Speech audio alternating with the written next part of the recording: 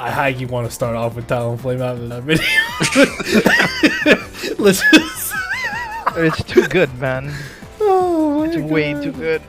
It's the best Pokemon in the game, like straight up. I don't know what else to say. We said so much in that game just now.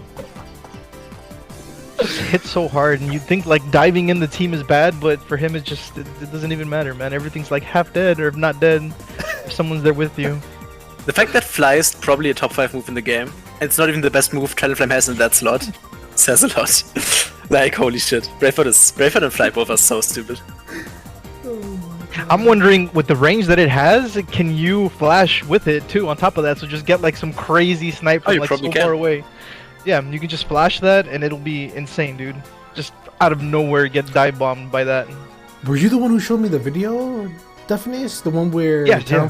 Oh my... When I saw that, was gas, bro. Like, Bro, why? I was why watching is it, I'm that a like, I'm gonna be thing? running eject button, dude. I have to run eject button on anything, like it's so good. It's just really good. Unless you need like potion or whatever, but That's so broke. Eject button can literally work on specials, basic attacks, anything. Literally anything. It works on everything and anything. I think being able to use eject button on something like Talonflame, that its Unite move doesn't really have the best accuracy, it helps a lot. It helps a lot in my opinion. Yeah, It does. I still think X attack is gonna be better on Talonflame specifically. But on most Pokemon, definitely, like, eject button is gonna be super good. 100%. So we're all into putting this character godly. I mean, we don't really have much to say, bro. I'm not gonna lie.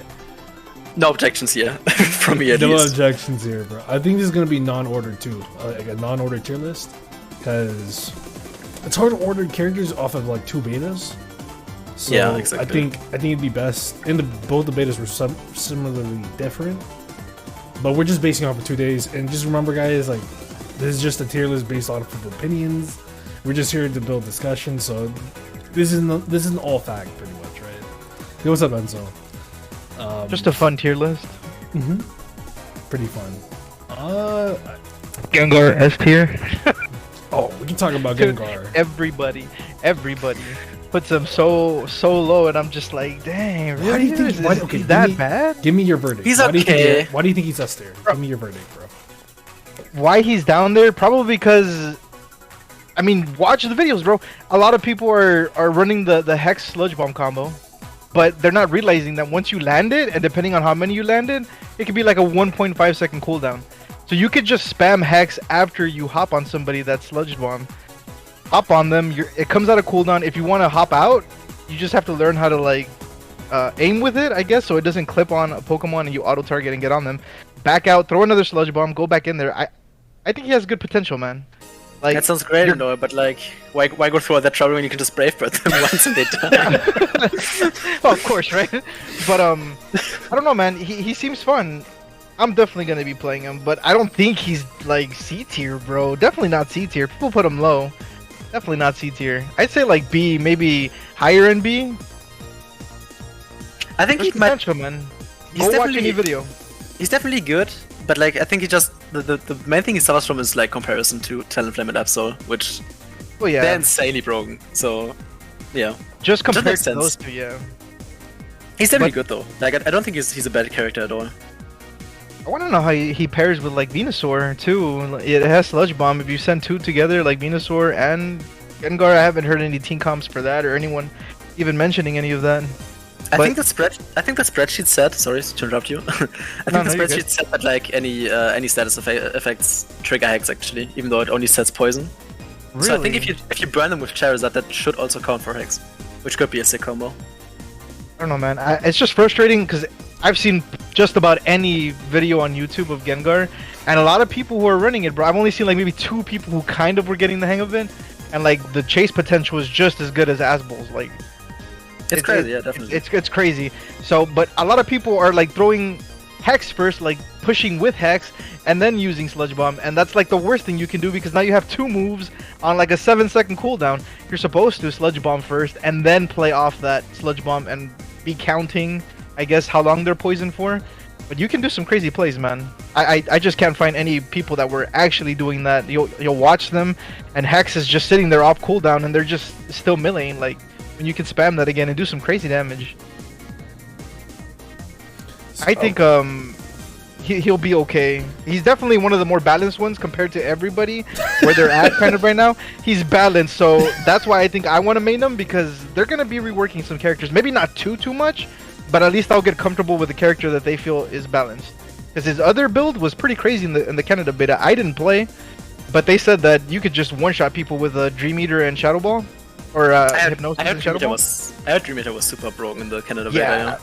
So he was definitely higher tier, but I guess they gave him a bit of a nerf. Who knows though? Once the game launches. No, a lot of these characters won't be the same as the Japan server. That's why I think they're taking a while. Is it open for anybody? Yes, Sly, it is. I got you right now. I'll put in the group chat. But I do agree. I do agree with you, bro. Like, Hex and Sludge Bomb is great, especially that it mainly focuses on whatchamacallit, poison Pokemon, right? I believe.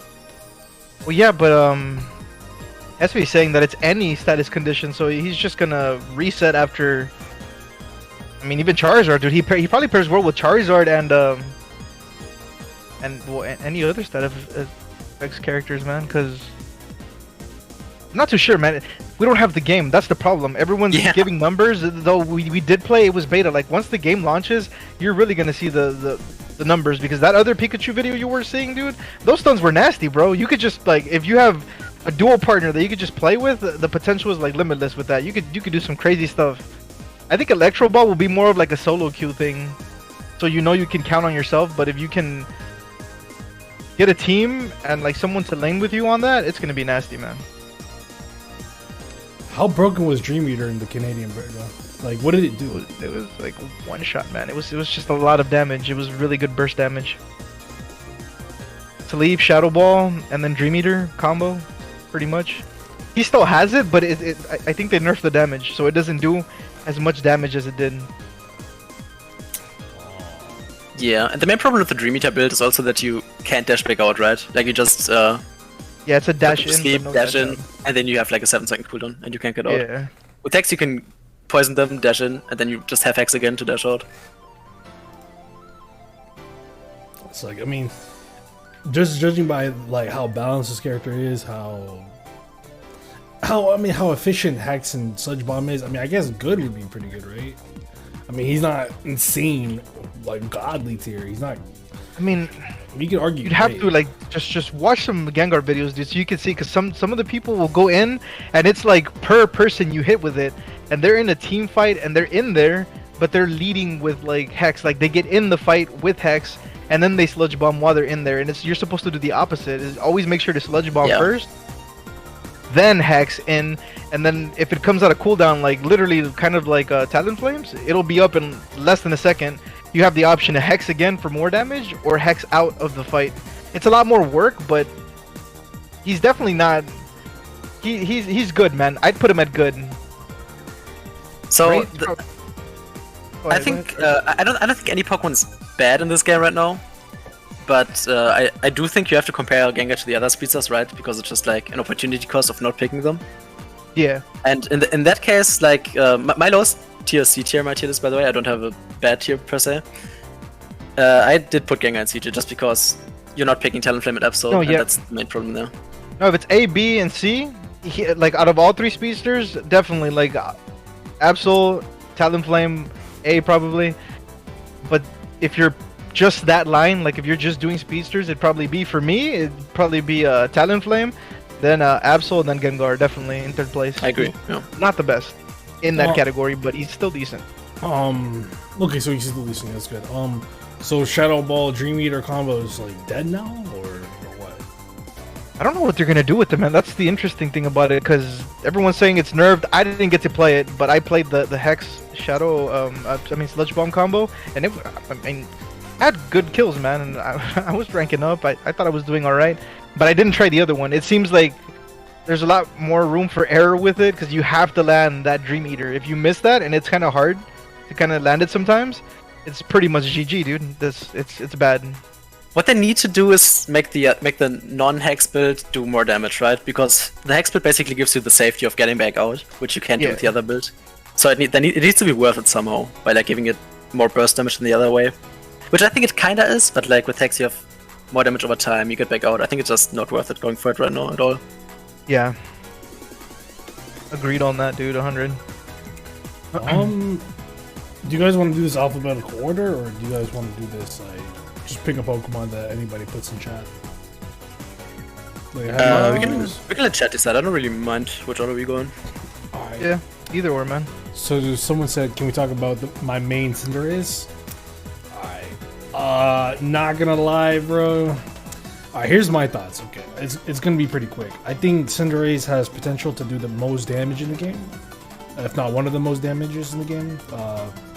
Pyro Ball is an amazing move. Its range is perfect, just like Pikachu and Alolan Ninetales. Its mobility is okay, but just off of DPS, just off of raw DPS, I really feel like this Pokemon has to be at the bare minimum great, just off of its great damage. And obviously, if you pair it up with the right items, it just becomes such a menace. Honestly, like it's outputting damage similar to monsters like Garchomp.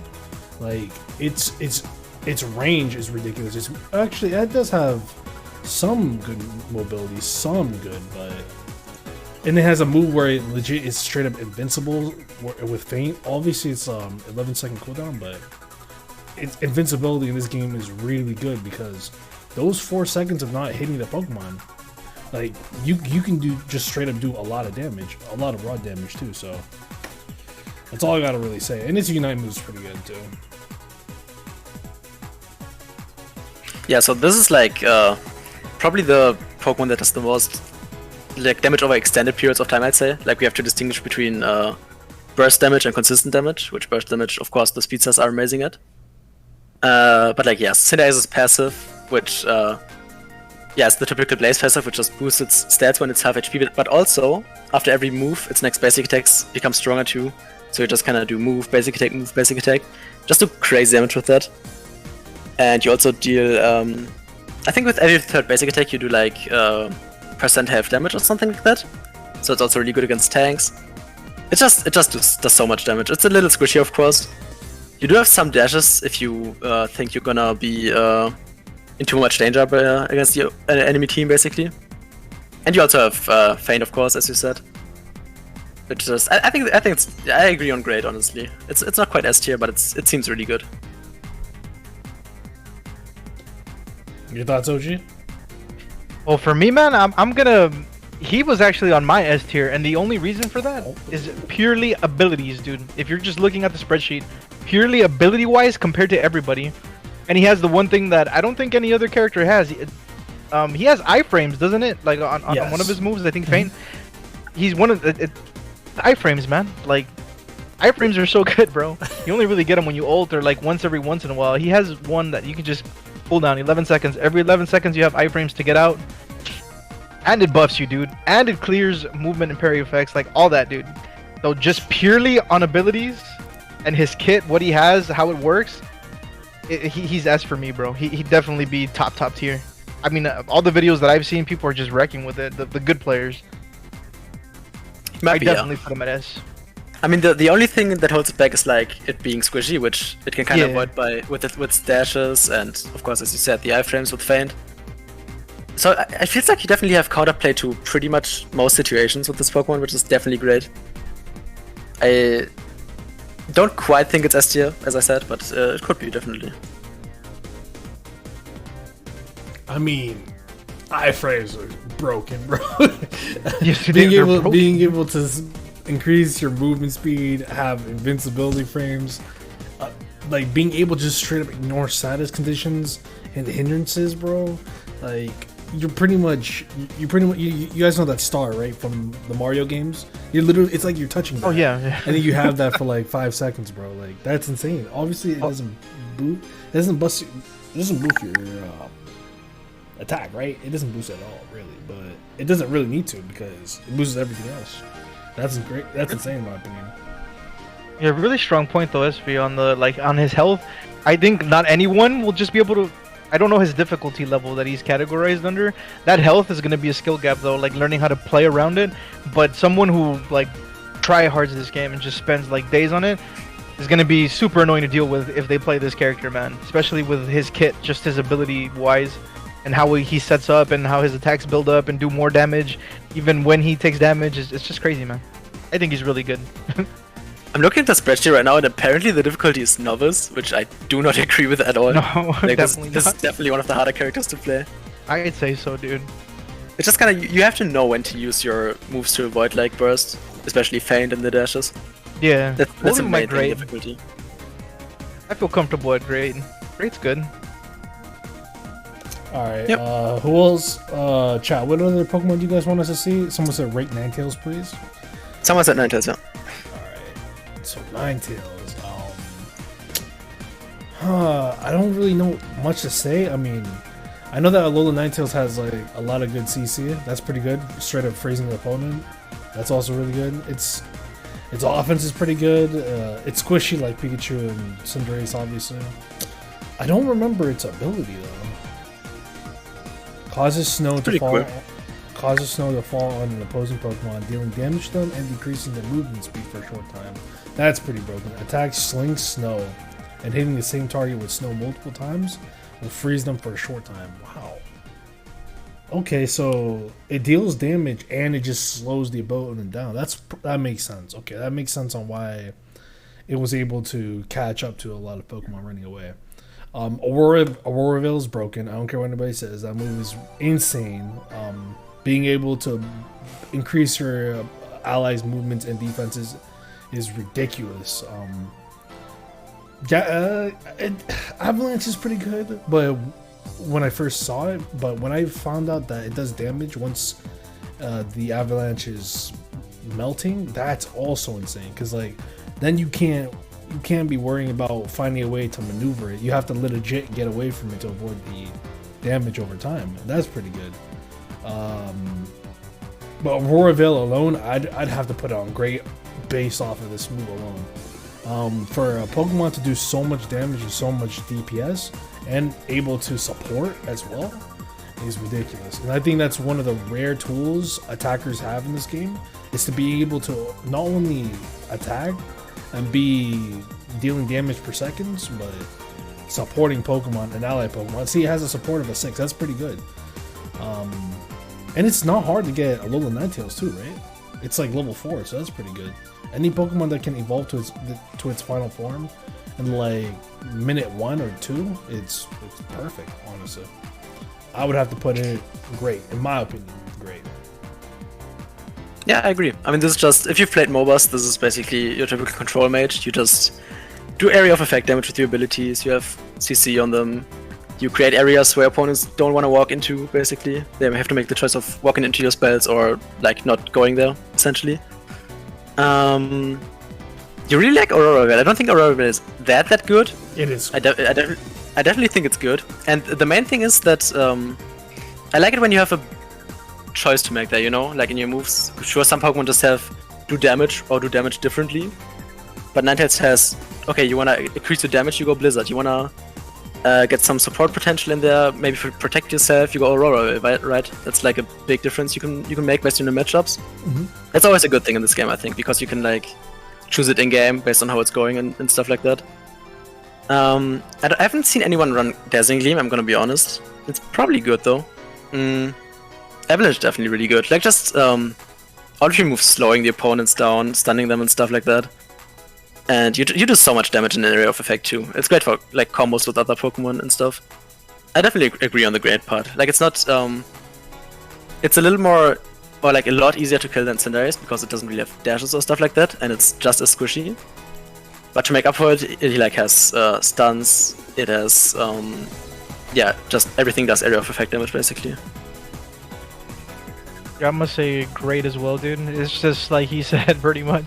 It reminds me of a mage, like any mage classes, ice mages that I played in pretty much like MOBAs and MMOs alike. A lot of crowd control. I didn't get to play with the Dazzling Gleam, but I did see some people playing it, and it was not that bad, but it's definitely a more supportive route. If you go the other one, you'll be able to play off a little wall he can make. You can wall off some stuff. Kind of mess people up, but definitely great.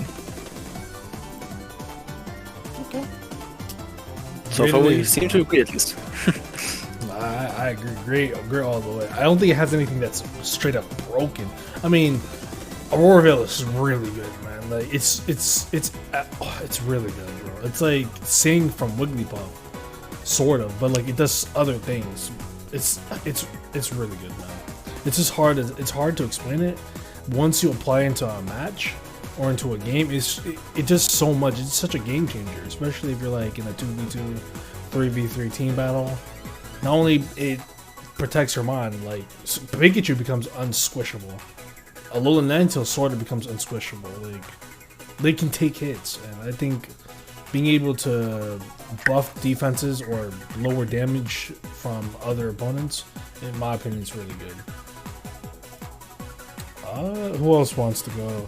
King Cramorant? Oh god. Oh my god, yes. Okay, Esvee, I know you want to go first, bro. I can already tell.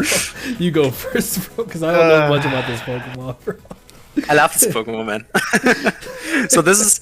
Fun fact, this is probably my second favorite Pokemon overall. Like, not in this game, just in all of Pokemon. And I don't know why it's in the game, but like, we take those. It doesn't make sense to me, but whatever. Yeah, its ability is similar to the real game. You just... catch prey every few... I think you catch it after some basic attacks, and also if you like walk into your water moves, basically. And above 50% HP it's Arrokuda, and below 50% HP it's Pikachu, which also slows the opponents you hit with it. Yeah, that's pretty good. It's not amazing or anything, but it's definitely a pretty good passive. Whirlpool is a great starting ability, I will say that. Like, it just does so much damage if the opponent stays in the area of effect, which the wild Pokemon obviously do. And you just clear wild Pokemon pretty fast, really. And the fact that you also catch Arrokuda if you step into it makes you clear camps really quickly. I don't like Feather Dance that much. It's okay. It decreases attack and movement speed. It doesn't really need another damaging move early game, so it's definitely fine to have Feather Dance. And then later you get into the really good moves. Like Surf is adds some ground control to you. Also some pretty good area damage. Like all the water moves, it gives you prey, as I said, if you step into it. Dive is even better, I think. Dive just gives you a dash, and it has 3 charges, which is kind of ridiculous. Like, the cooldown, once the cooldown runs out, it basically adds a charge to it, and you can use all of them in a row, if you want, or like spread them out. And yeah, you just dash to an area, do damage, and catch prey. Yeah, I mean, that's basically it, but like having 3 dashes like that, of course, pretty great. Hurricane is good. It's some CC. It's some okay damage. I don't think it's great. The really good move here is Air Slash, because you just it gives you some more mobility. Like you dash back while using it. The big thing is that it does a lot of damage, really. And once you get the upgrade effect, it also reduces the cooldown for every Air Slash thing you hit. Which here in the spreadsheet it says that it's 0.5 seconds for each blade. But in the beta, it did feel like it was more than that. Like really late game, you just ended up if you hit all of the blades. Yeah, pretty much. Like you just had 1 second cooldown essentially, late game, which is kind of crazy. And it does so much damage, as I said. And then when you come in with the item Shell Bell, you just heal so much HP too. You just become unkillable while also doing so much DPS. You're talking about for Air Slash, right? Air Slash, yeah, exactly. Got it. That's definitely the move you want. Like on the other one, you can decide between Surf and Dive. I think both of them are really good. But yeah, and then the most insane thing about this character, which we haven't even talked about, is its Unite move. You just become stationary. You can't get CC'd anymore, which is great because you start shooting prey at everything that comes near you, basically. Prioritizing enemy characters instead of wild Pokemon. And yeah, you just start shooting prey at them, which deals pretty good damage. I think you shoot 10 in total, and they just bounce over to other targets near the one you're targeting. So especially in combination with like CC from your allies, it can be so deadly, man. 10 shots, right? I believe. It's 10 shots, yeah, it's 10 shots. And also, if you're below half health, all of those will also be Pikachus, which also slow the opponent. So yeah. And then it also gives you a small shield, I think, if you ult. But you wanna mostly run this Pokemon with Body Barrier, just so you can get an even bigger shield in the ultimate. And honestly, nothing at that point stops you anymore from just 1v2ing people if you have your ultimate. Literally nothing. Wait, so when you use your ultimate, right? Do you, as the user, get the shield? You as the user and the lowest HP ally that's near you, yeah. Okay, that's not bad actually. Buddy Bear is, like, in my opinion, the best item right now. It's really, really good. Okay. I mean, I can't even pretty follow much. that up, dude. Yeah, that's dude, what I'm saying. I can't even follow that up, dude. 'Cause I don't play him, but I got destroyed, bro. I don't know how many times I got juked with Whirlpool. Like one of his starting moves. Is it Whirlpool? I think it is. Yeah, the starting move is Whirlpool, yeah. Yep, it's so annoying, bro. That thing, he can just get away if he's like around walls. And then by the time I realized the guy had Hurricane, so it was just bad plays on me. But it was so annoying to get just destroyed by a Whirlpool Hurricane combo, like right on top of each other, and seeing teammates go down. He's definitely pretty high up on the tier for me personally. I don't know where to put him as like A, S or A. I don't know. So in my opinion, he's A tier because the main thing that he might be S tier, I don't know, but like the main thing that's holding him back from me is that without your Unite move, you need to like go in to really do damage, right? You need to like be close to really do air slash damage, and he really isn't all that tanky. So like that's the main disadvantage I see here, but it definitely has some crazy potential, especially if you have your Unite move. Nothing really stops this Pokemon. Yeah. Should we have? I don't even think a Pokemon is bad in this game. Nope. I agree. I literally only have 4 tiers in my tier list, so. No Pokemon is straight. I've been seeing people put Mr. Mime down there in the bad tier. I'm like, I don't know, man. He has his stupid, own. man. Here we go. He's so He has his broken. own, Here he has we his go. own plays, dude. Oh my God. I'm not even. So do we gonna talk about Mr. Mime next, or? entertain this. Okay, Mr. Mime. We will, bro. Go ahead, bro. Go ahead, Esvee. You preached a lot, bro. Go ahead. No. You can say no. I just. I said don't Kermit. even. I mean, I feel like you should go. This is your character, bro. This is the character I'm gonna main, definitely. Oh my God. Save that combo for last. Okay, I guess we should save that for last. You're right.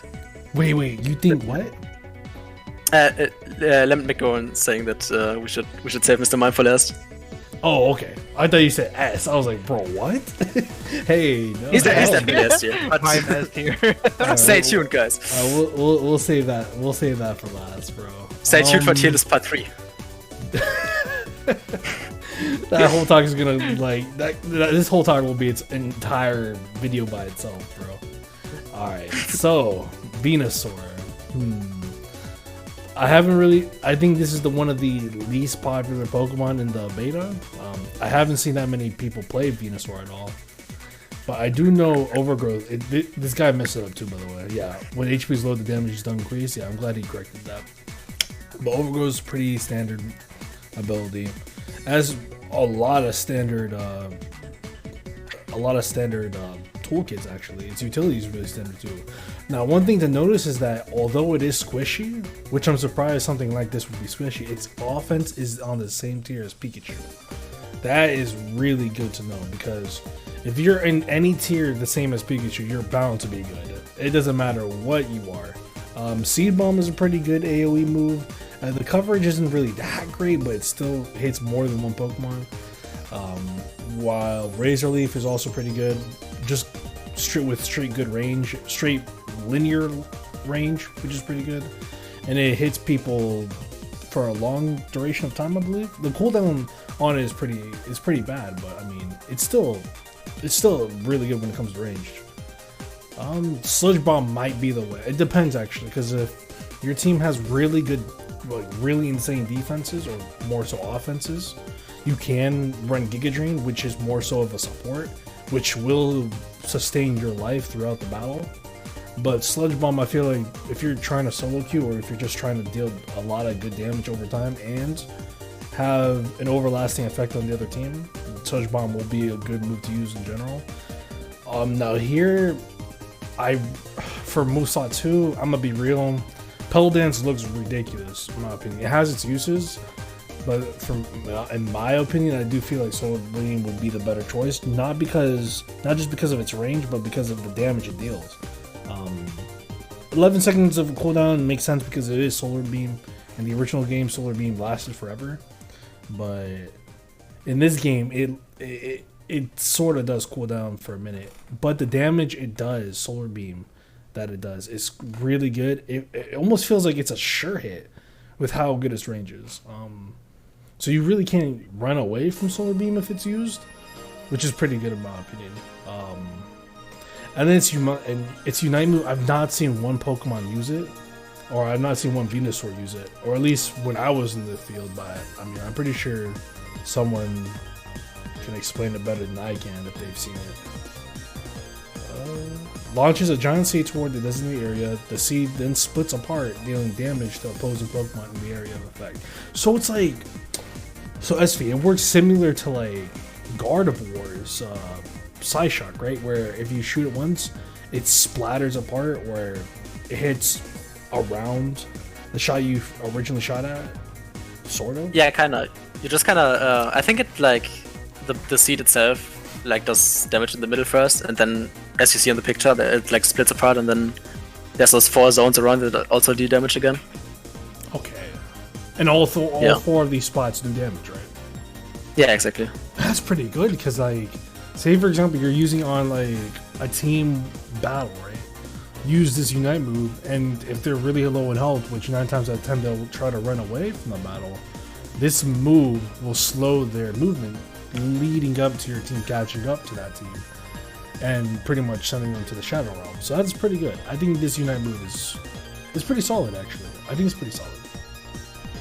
But if I had to tier this Pokemon,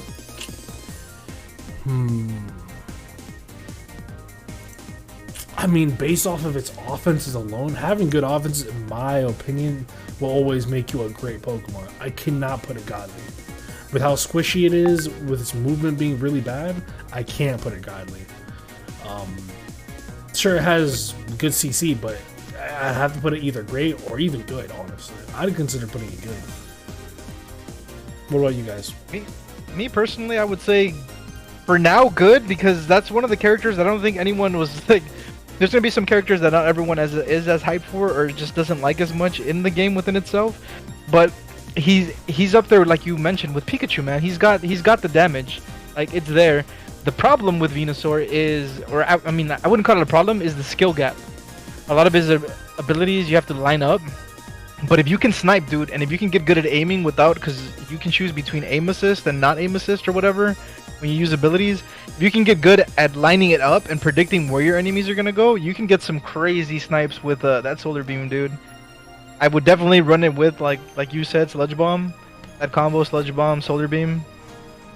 I think he pairs really well with Gengar. If Hex only goes off poison enemies, he's a good combo. Definitely good though, just for now until we get some more time to play with him, dude. Because, I mean, he hits hard, bro. Watch any Venusaur vid that they kind of said I know how to use it, and that Solar Beam hits really hard. Yeah, to me, like, Venusaur kind of has 2 modes, if I think about it. Like, you have Sludge Bomb, Solar Beam, which is basically just high range, burst damage, one-shot something, you know, from far away.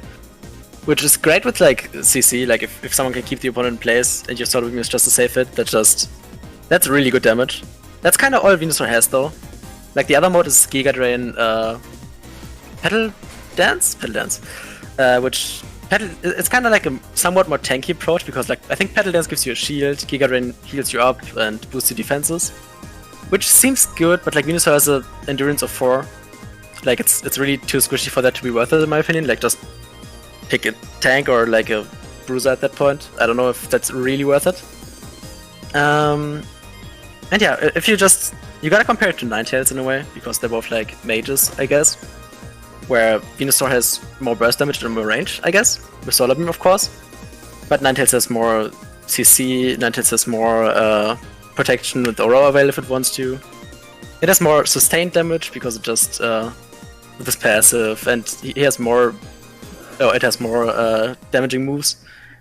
I think Venusaur is okay, but just compared to Ninetales, it's definitely worse. Like I would also put it probably in good tier.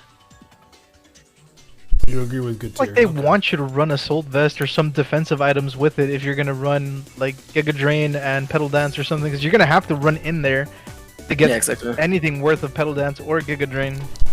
And at that point, just like pick Slowbro, I guess. I don't know. Just pick Slowbro or Mr. Mime. Speaking of Slowbro, I have no clue what this Pokemon entirely does. I mean, we can talk about it if you guys want, though. Let me see. Yeah, Slowbro is definitely also one where I'm less familiar with. Alright, we can learn together, brother. So, its ability is oblivious. When the Pokemon receives damage, the HP loss is gradual. When damaging an opponent with a move, that Pokemon nullifies some of the gradual HP loss it has yet. Oh, so is that why, like, whenever you're attacking it, like, its HP is going down, but, like, you see, like, a blue bar behind it? Is that why? Yeah, exactly. So what is that? So what is that? Is that, like... Is that extra health or armor? It's called damage mitigation, and it was like, so it reminded me a lot of I don't know if you played World of Warcraft, but and they had a character eventually launched that was called the Brewmaster, and you basically take damage, but you heal it off later. So you still have, like, the blue bar is what he's taking in damage, but if you heal it off before you take it or something, it kind of like levels itself out, kind of like Pain Split in a sense, but more for himself, and he's not splitting with enemies, I think.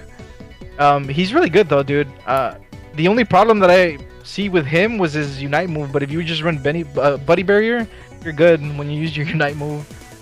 Other than that, his kit's pretty good. You just kind of sleep off damage, slack off, and I think it was Amnesia. And I personally like Scald just for the burn, and I like the move. But I seen a lot of people running him with, like, I think it's Surf too.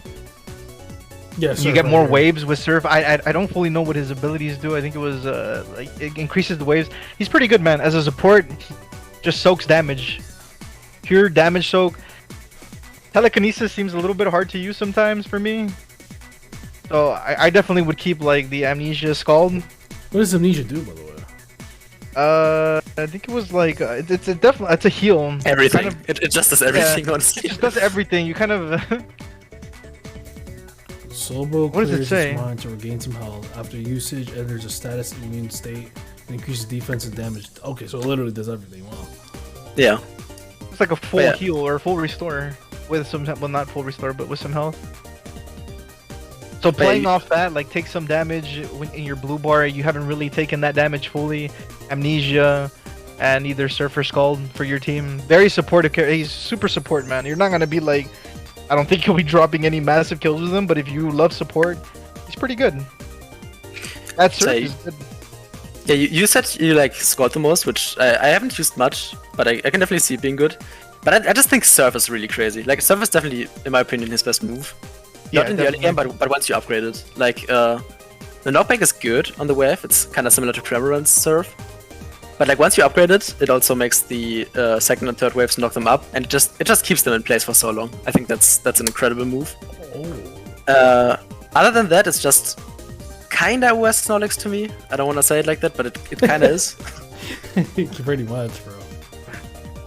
Telekinesis feels kinda underwhelming to me. Like, the fact that it doesn't do any damage, the fact that it's... Like, single target CC is good, but I don't know, man. Its range is pretty good, though. Like, it's good if you can, like, pick. I guess maybe, like, how early does he get it? I didn't play with him that often. Like, what level is he supposed to... Telekinesis you can gain level 6 apparently. So by 6 you can pick somebody off. I don't know the trade-off for, like, an actual heal. It just, and his ultimate already is that, like, you hold someone in place. Yeah, I mean, telekinesis is good. I just wish it, like, at least did some damage or something like that. Maybe made them take more damage, something like that. I don't know. Amnesia is good though, and I think Surf is one of the better CC moves in the game. Amnesia Surfer for sure.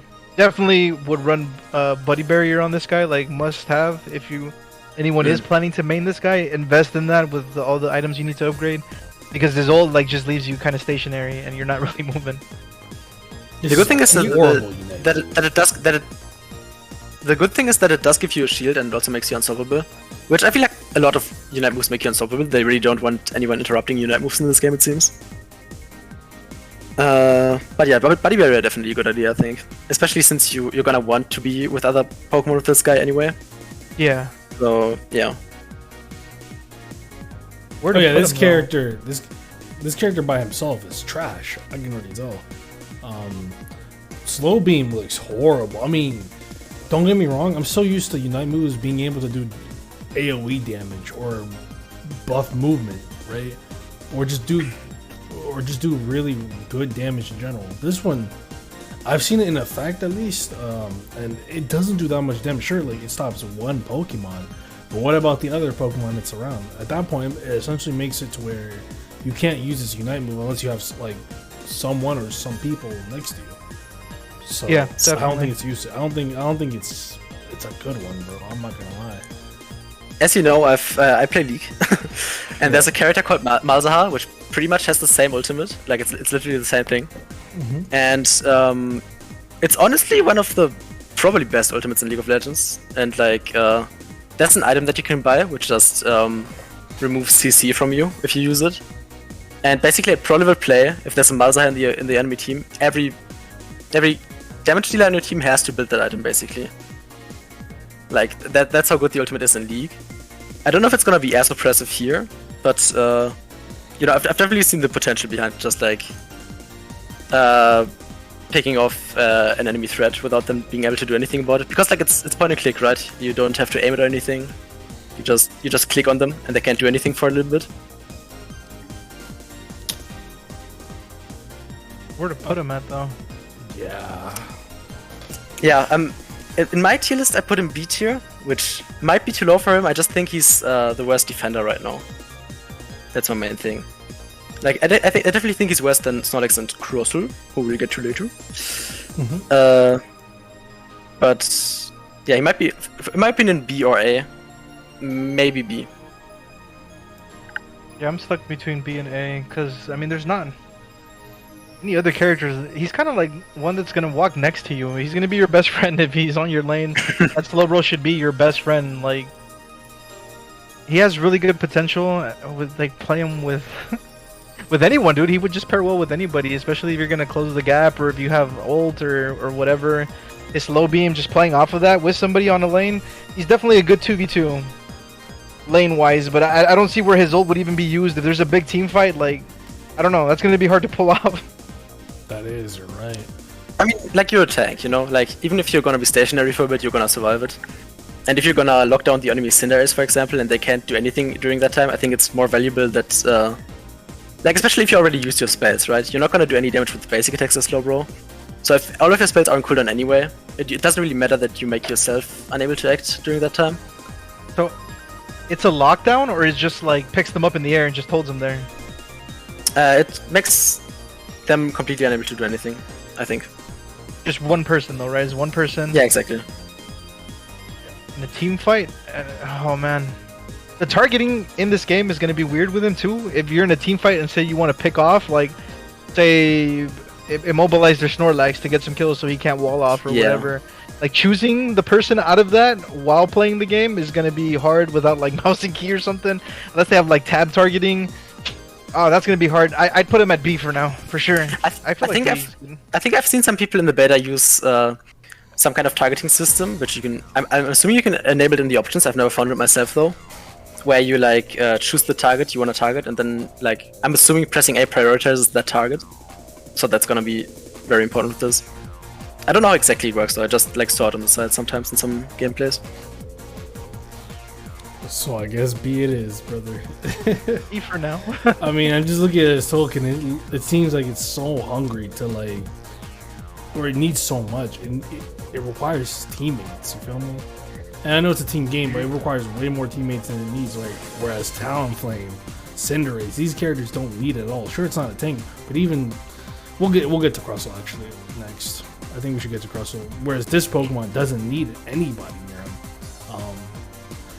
I think when it comes to Crustle, I think this Pokemon is one of the best Pokemon in the game. A lot of people might not agree with me, but I think its ability is sturdy, right?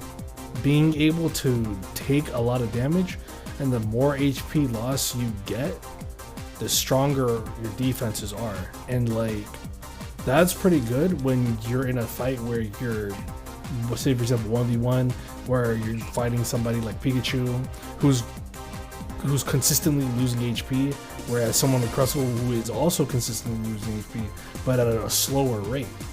And I feel like at that point, that pretty much just makes Crustle almost unkillable. The thing about Crustle is that is probably the most flexible Pokemon in the game, since it can go from literally an S tier defender to like an S tier attacker with Shell Smash. A lot of its toolkits or its abilities also play into the role of DPS. Sure, its offense isn't the greatest, but because of its movesets, it helps his offense so much. It helps his like damage output like insanely. Shell Smash is insane for like multiple reasons. Like it would legit change its role from a defender to say like an all-arounder in mere seconds, and it boosts its movement. Like I don't know by how much. It says it's by a short time, but it boosts its movement, so it's pretty good. If you want overall utility and to just be a support, you can also use something like Rock Tomb, which creates or generates a wall, where it makes it to where it's really hard for Pokemon to leave out, and it's a really it's different from Avalanche and Mr. Mime's shield, where it's legit just flat. This one is a curved one, where it makes it even harder for you to run away. It also has Stealth Rock. I don't know about Stealth Rocks, but I think X-Scissor might be the better move, since it dashes you forward, hits you multiple times, knocks you back up, stuns you. It's overall insane, and its upgrade effect reduces the cooldown, so you get it back really quickly.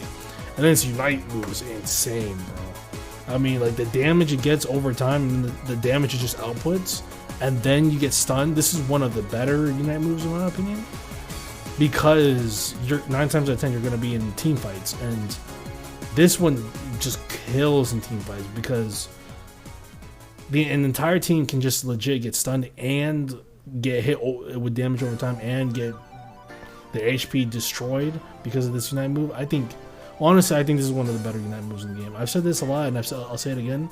This Pokemon has to be S tier. I don't care what anybody says. This Pokemon has to be, with the endurance and with the support and with the moves that benefits its offense. It almost makes it feel like its offense should be higher, but this Pokemon is S tier 100% in my opinion.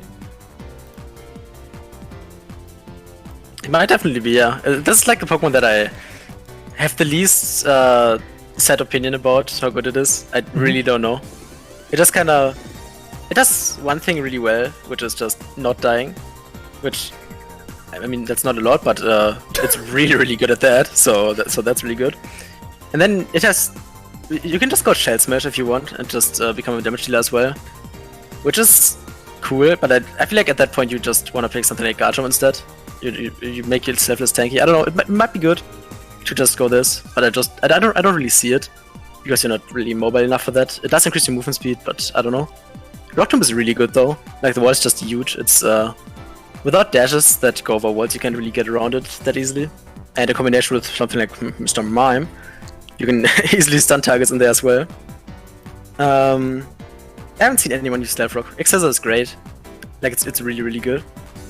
I don't know if it was a bug or anything, but I've seen X-Scissor interrupt Unite moves that actually should be unstoppable. So maybe it's the pushback, I don't know, but like something just stopped the Unite moves.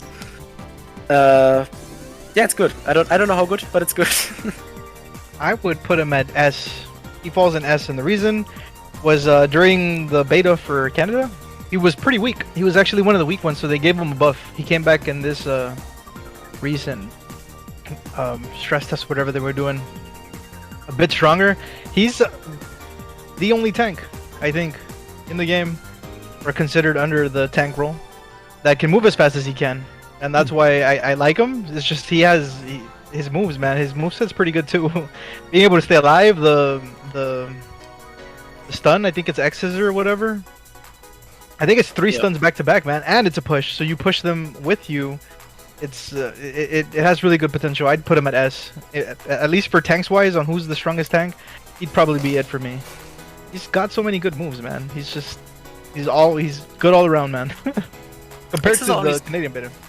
X-Scissor only stuns if you hit a wall, but yeah, the knockback, like you can't escape the move while it's going on, basically. Yeah. It just kind of drags you with them. Yeah. Stun locking is amazing.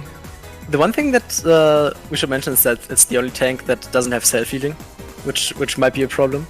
But it probably has the highest defenses in the game with its passive and stuff. You just it's really hard to kill still.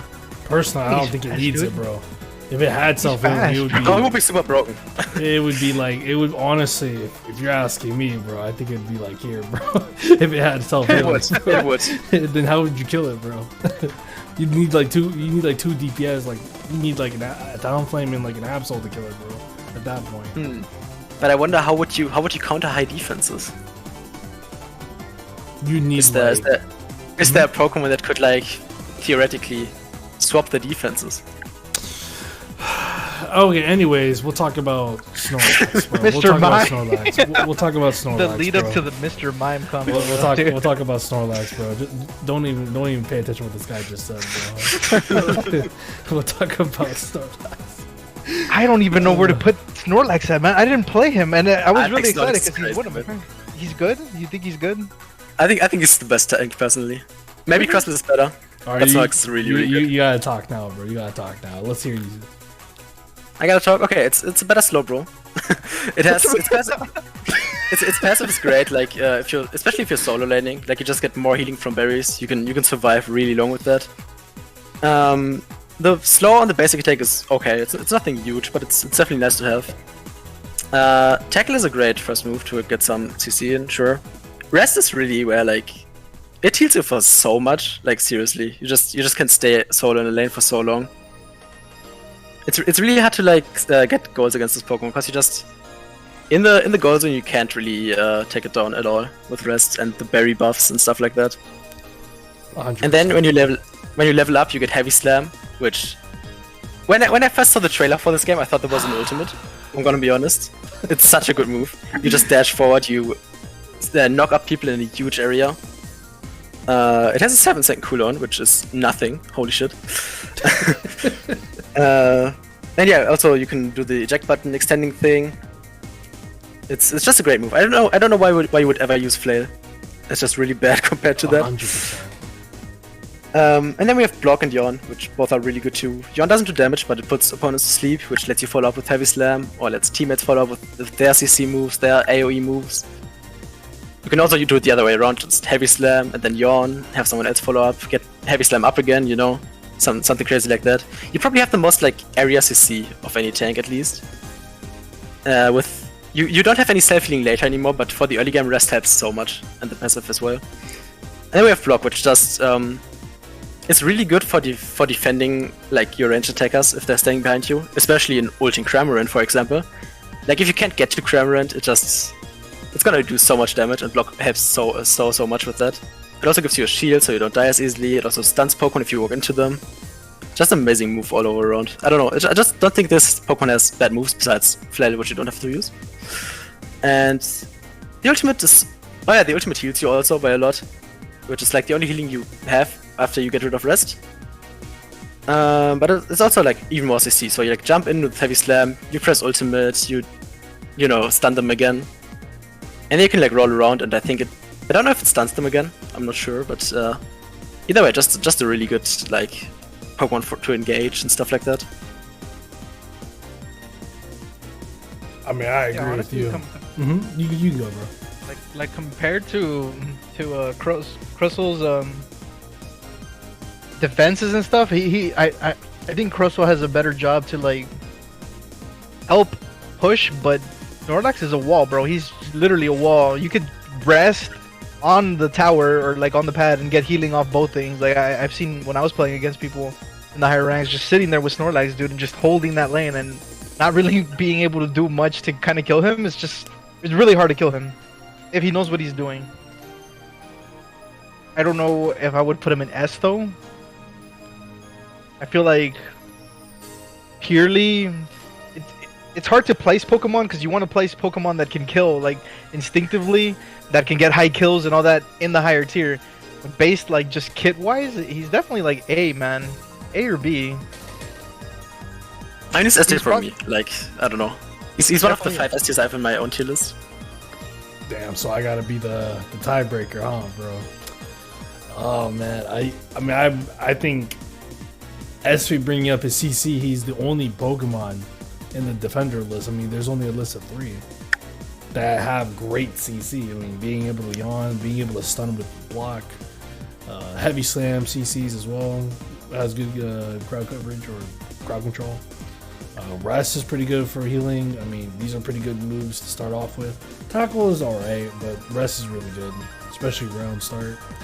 Power Nap, I think this is also one of the best Unite moves as well. I didn't even know it could roll, so it can add even more damage while it's healing. That's insane, bro. Endurance of 10 is insane as well. And obviously, Gluttony pretty much helps it when it comes to early game, because then it literally is unkillable because it has berries right next to it. Yeah, I mean, and also I think an evolution line with no evolution, especially for this kind of Pokemon, is really good. Like, being able to evolve is important, and can't, well, no, I don't know about important, but more so like it's a crutch for a lot of Pokemon. Like Charizard, if Charizard can go Charizard immediately, that would be insane. But for Snorlax, he doesn't have to deal with that. I personally think he's S, but yeah, we'll have to wait and see. Once the game gets fleshed out, we'll have to see if he's really truly A or truly S tier. But off of what I'm seeing, I think he's S tier. Maybe we can make another tier, like S minus probably, and put him in between. But if I was a betting man, I think with his toolkit and how useful he is, S tier sounds right for me. One thing we forgot to mention, which I think everyone should know because it's hilarious, is when he uses Rest, he becomes a wall. You just can't walk past him anymore. Oh, exactly, yeah. And then when he's near like a base, you can't kill him. No, absolutely. The healing is insane. I wish you could keep. You can technically wait until you level up a move, right? So I guess you could keep Rest as long as you want. So that could probably be a strat. Yeah, you can. Nah, I don't know about that long. I think there's a short duration for it. Yeah, I think there's a duration for it. I don't know how long he sleeps, but there's a duration. If you could rest for like the entirety of the game, that would be broken though. I mean, you can wait until you upgrade the move, right? So until you get rid of Rest for Block or Yawn. That's what I meant. Oh, okay. Yeah, okay, that makes sense. Yeah, but I think S. Yeah, there's a lot of good popular Pokemon here that we're talking about. Alright, chat, who do you guys want to see next? I mean, we're saving this little rat for last. What do you guys want to see next on the tier list?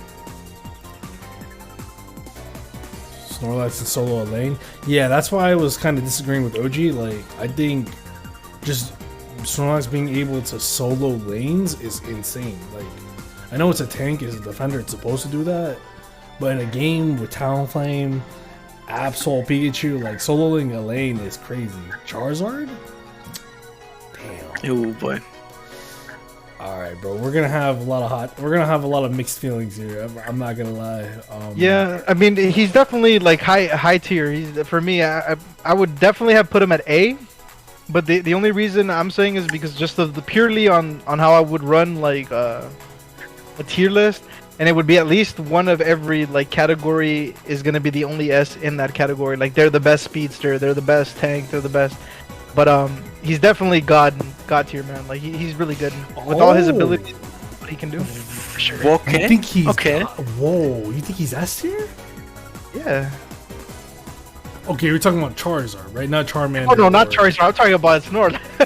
oh. Charizard gets like it's C Mac because of that skin that he has. It's definitely in the Mac. Thank goodness, man! Holy shit! I was like, bro, Charizard sucks. I don't know about if it sucks, but I think the mama speak first. All right, I'll speak, bro. Oh my god, it's so weird because I originally thought this character sucked, and then I played him, and I'm like, damn, this Pokemon does so much damage. Like, obviously Charmander is one of the worst Pokemon to ever exist in the entirety of this game. Like, probably the worst early game starter, probably the worst early game Pokemon in general. Probably, because like all it does is just farm. All it does is just go jungle. Like, and sure, like other Pokemon go jungle too, but it clears whatchamacallit, jungle the slowest. It just does everything bad. Like, sure, his movesets, Fire Spit isn't that bad, but it takes so long. It takes so long for Charmander to evolve to Charmeleon. or my fault, Charizard. These moves are alright though. They're basic. They're basic moves. They just do damage. They burn you, which is pretty cool. But Charmander's offense is pretty ass. Flamethrower is pretty solid as an ability, but in my opinion, don't ever choose Flamethrower. Fire Punch is pretty good. It's probably the way to go because it's a dash move. Obviously, you want to help a Pokemon with like an average mobility with Fire Punch to boost its dash. It's pretty good, or boost its mobility. It burns the opponent, which is pretty good, and it does damage over time. Fire Punch is really good for someone like Charizard because it does so much damage, and then damage over time with Fire Punch is insane. I wouldn't really choose Flare or Fire Blast. Flare Blitz might be the way because it also grants the user a shield, which is amazing. Usually in the games, Flare Blitz is what's doing damage on you. Instead, this one grants you a shield, which is pretty good. And both of these moves, or one of these moves, confuse you or stun you. I'm surprised they didn't add that into one of their descriptions, but one of these moves do stun you. And that's also insane. Being able to have two moves of the same, pretty much, one that burns, one that also probably burns, but that also stuns you, is really good and grants you a shield. I think it's insane. These two moves paired up with Charizard's overall great DPS is amazing. This Unite move is mad good. Being able to fly up, although I wish it was invincible, being able to fly up, have insane movement, and just attack for a while is insane. And then the damage off of Seismic Slam is almost as good as Brave Bird. It's so much damage off of Seismic Slam. So if, say for example, you were charging someone with Seismic Slam, you're in the air shooting Flamethrower or your basic attack, and then you take out two Pokemon, and then you see one Pokemon running away. You just pretty much chase them Seismic Slam, and then it does insane damage, and then take him out with your basic attack. And it's the only Pokemon. This is insane. This is the only Pokemon in the game. The only Pokemon in the game that can attack you and move at the same time. That is such a godlike feat to have, because then they can't chase you. Every other move has to stay still, stay stationary to use their basic attack, while this Pokemon legit just moves. And I feel like that's insane. In my opinion, that's insane. I would have to put it, if you're asking me, I think great. I would not put it S. Hell no. It takes so long for this Pokemon to become S. Good, I feel like Charizard is too good of a Pokemon to be in the good tier. But I don't know, maybe it can be good tier. I don't know, just because of how long it takes to get Charizard. Man, it's hard, bro. It's hard. But I would probably, if you're asking me, betting man, I'd probably put it A. Yeah, I mean, once it's fully evolved, sure, it's really good.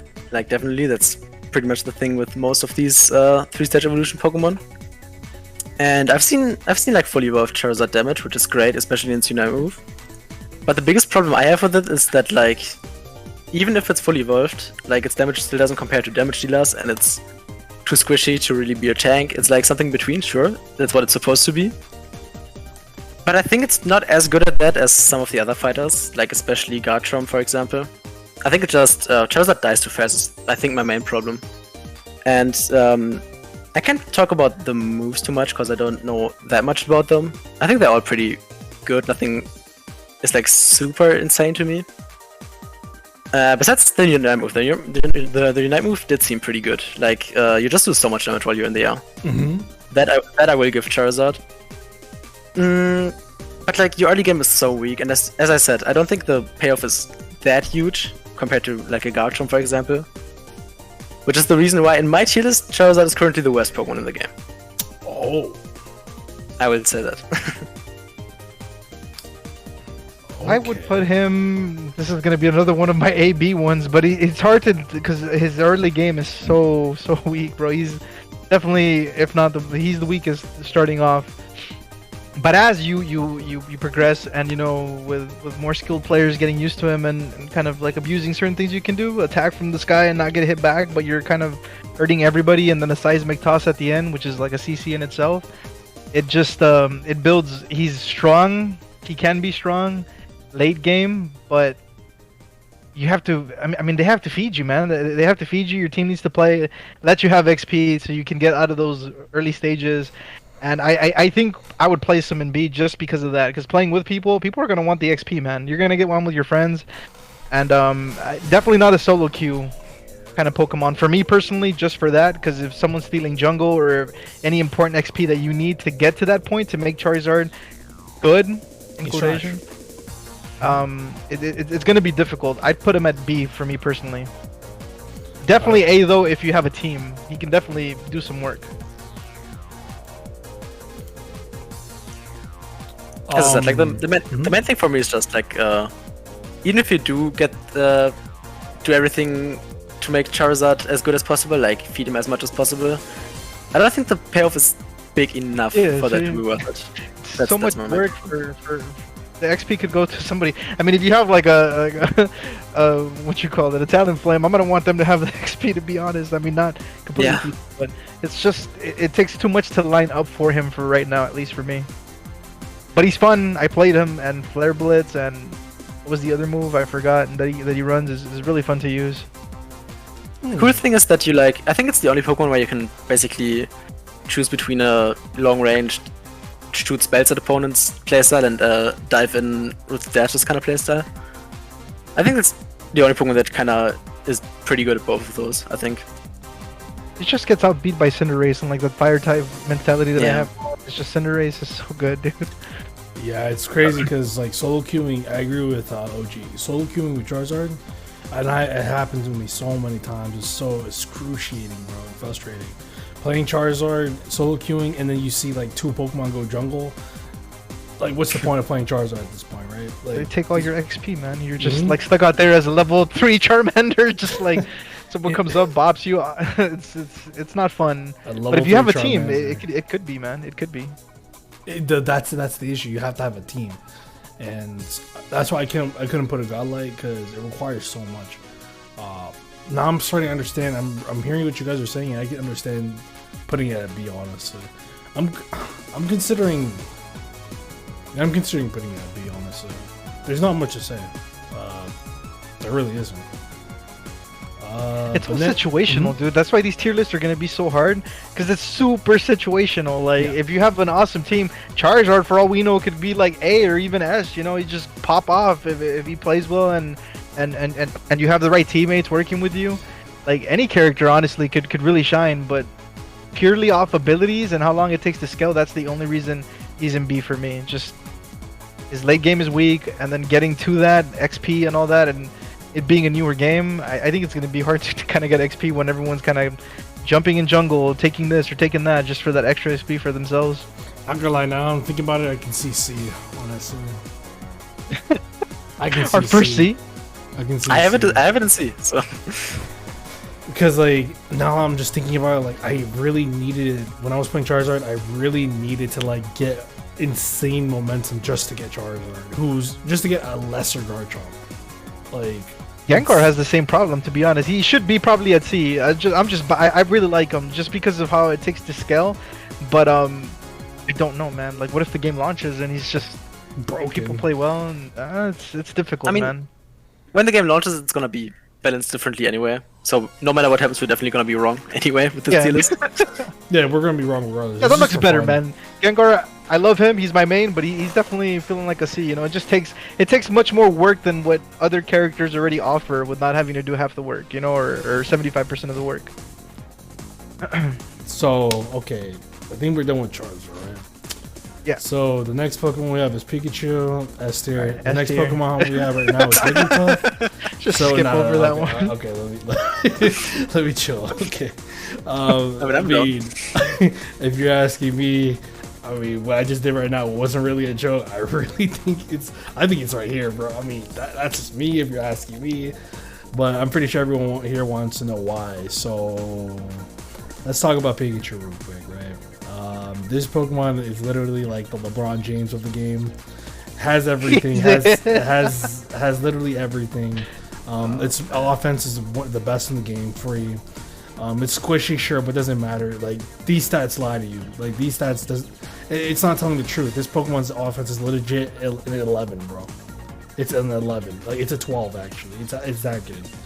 Static is a really good ability, being able to play into the role of CC or help its crowd control a lot with a lot of stun, I believe, or decreasing movement speed, which is pretty good. Its start attack deals more damage. It becomes a boost attack. That's what its boost attack is. It also slows you down, which is also insane. Its first 2 moves are ridiculous. Electro Web being able to stun as well or root you. Meanwhile, Thunder Shock slows you down. So both these moves also, off the get-go, Pikachu has good crowd control. Early game, like I've never seen a Pokemon be so top tier early game like this. To where it has good moves that do good damage, great range. Like the range in these pictures don't show how good this Pokemon's range is. It could honestly reach, like this Cramorant or Lucario could be all the way behind the grass, and this Thunder Shock would still hit. It's a sure hit, so you can't dodge it no matter what. Electro Web has pretty good range too, leaving you rooted. Rooted in this game is like you can attack, but you can't move. So that's good for a Pokemon like Pikachu against like 90% of the cast, or more so like 80% of the cast that don't have the range to reach when they're stopped against Pikachu, who goes for maximum range. Electro Ball, legit a Unite move. They honestly can just slap Electro Ball into the Unite move and it would be the same thing. This is an amazing move with just, I think it's criminal that it has 5 seconds of cooldown because it's also a sure hit that has amazing AoE, paralyzes you, and just does amazing damage. Thunder, there's no point running Thunder in my opinion when you have Electro Ball. But it's still another really good move that can be used like honestly anywhere. Volt Tackle, it has really good range. It's pretty much like a dash attack, but brings you back. It's a hindrance, like they said, that stops you and stuns you, I believe. Does it stun you or knock you up? It knocks you up, right? And you get back into your original state. With other Pokemon that have moves like this, they would legit be on top of the Pokemon, but Volt Tackle literally attacks you and then comes back. So in case you have like low health as a Pikachu, which is a really squishy, easy to kill Pokemon, Volt Tackle literally bounces you back into your original position so that you can run away in case you have low health. Thunderbolt's also a really good move that has really good AoE and lasts for a really good while. I think all these moves can be in contention for some of the best moves in the game, and it's all in one Pokemon. And then Thunderstorm, my lord, the movement speed on this is ridiculous. The range, its range is increased. It has a bigger radius than its original range, which is insane. I don't think any other Pokemon has that. It stuns the opponent, I believe. Does it? It doesn't say here, but it does stun the opponent. It has amazing damage. It's a sure hit for sure, and its area of effect is insane. I think this Pokemon has no flaw next to it being squishy. It has solid mobility. Its mobility, in my opinion, is fine. It's really good. Scoring is pretty good. Support for, I'm guessing its support, it has some support points because of its CC. But regardless, I think this Pokemon is mad insane. Personally, the best character in the game, personally, but I digress. I'm gonna let Esvee talk on his thoughts about the character. So this is to me like just kind of little Timmy Cinderace in a way, because like Cinderace is kind of this hard to play range damage dealer that has some ways to protect itself with like dashes and the immunity move, as we already talked about. Pikachu doesn't have that, but it pretty much does similar damage with basic attacks. I think like slightly less overall, I would say. With more range, I think Pikachu has the longest attack range in the game. Yep. And then it just has, you know, everything on top of it. Just CC. It basically has everything besides stuff to protect itself. Like it doesn't have defensive dashes. It doesn't have shields or anything to boost its defensive assists or anything like that. So the main thing it's gonna struggle against is like characters diving in, you know, one-shotting it. But other than that, you know, it really just does everything. So I definitely agree on the S tier part. OG? Wait, is OG there? I mean, I think OG would say S tier too. I mean, if he's muted, I think he'd say S tier as well. Oh my god, like this character is ridiculous. He's crazy. I mean, like I said, if you're asking me, maybe here, bro. Maybe, bro. Mate. If you move Talonflame up, sure, but Mate. And my mic is like flipping up, but S. S, yeah. So, S here, bro. He's really good, man. Pikachu, dude. Purely damage, man. Just purely damage. And then like seeing his other abilities now that I'm like reading up on them, you can run them 2 different ways. Just pure like just kill like nuke with a Electro Ball and the Snare. Snare is amazing. Or you could run him that other build with the Ninetales up there, dude. That's insane. Just pure like stun, CC. You can't do anything against it. It's gonna be a really annoying character to play against. And mainly S because of that Electro Ball, dude. You seen that thing? It chases beyond even when you throw it. It just goes so far, bro. Oh my god. It goes so far. You just snipe. It's a free snipe. Definitely S. another thing's like I said, it's like weak to people dashing in and then one-shotting it, but that's the only way you get in, because it like slows you with basic attacks and has so much range. If you don't have a dash, or if it's like on cooldown, you're not gonna get in. Like, not at all. Man, I think you're spitting, bro. You're spitting nothing but facts. I'm not gonna lie. I mean, like, we can have a discussion all day long, Talonflame or Pikachu. We'll, like, both of these mons are, in my opinion, top 2 right now. But Pikachu definitely, in my opinion, the best character in the game, because it's just more consistent, and it's easy. So it's like Talonflame. I don't know if it's novice level, but Pikachu's easy. So I mean, I think Talonflame's top 1, but I can definitely see Pikachu being there too. Talonflame. Oh, Talonflame's novice too. Okay, that makes sense. I mean, they're both easy characters. I think the easy characters being top tier is crazy though. Like I think more like Greninja, like or Gardevoir, or Gengar Pokemon that are like hard to play. Mr. Mime, hard to play, technical, should be higher than, or not really higher, but more so like be rewarded at least the same, bro, as these easy characters. But no, the easy characters are just so high. Why is Pikachu so high? We just we're gonna upload this on YouTube, so feel free to check the YouTube video. But pretty much he's insane. That's all I can say. He's insane, bro. He has everything in the game, almost everything in the game as an attacker. He's mad good, bro. What do we want to talk about?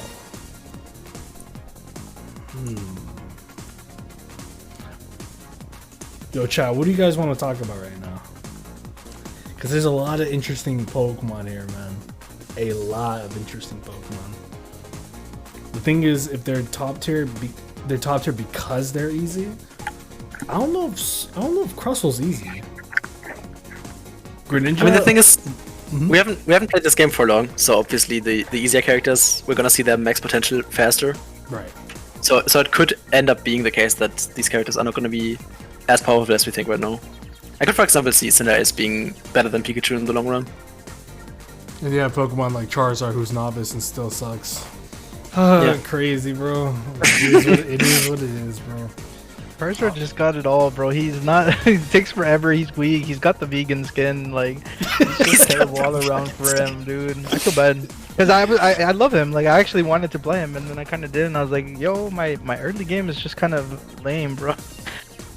Kind of lame. I'd argue that it's probably worse than Gengar. Gengar, you need to get up there quick. Charizard just has it even worse. It's way worse.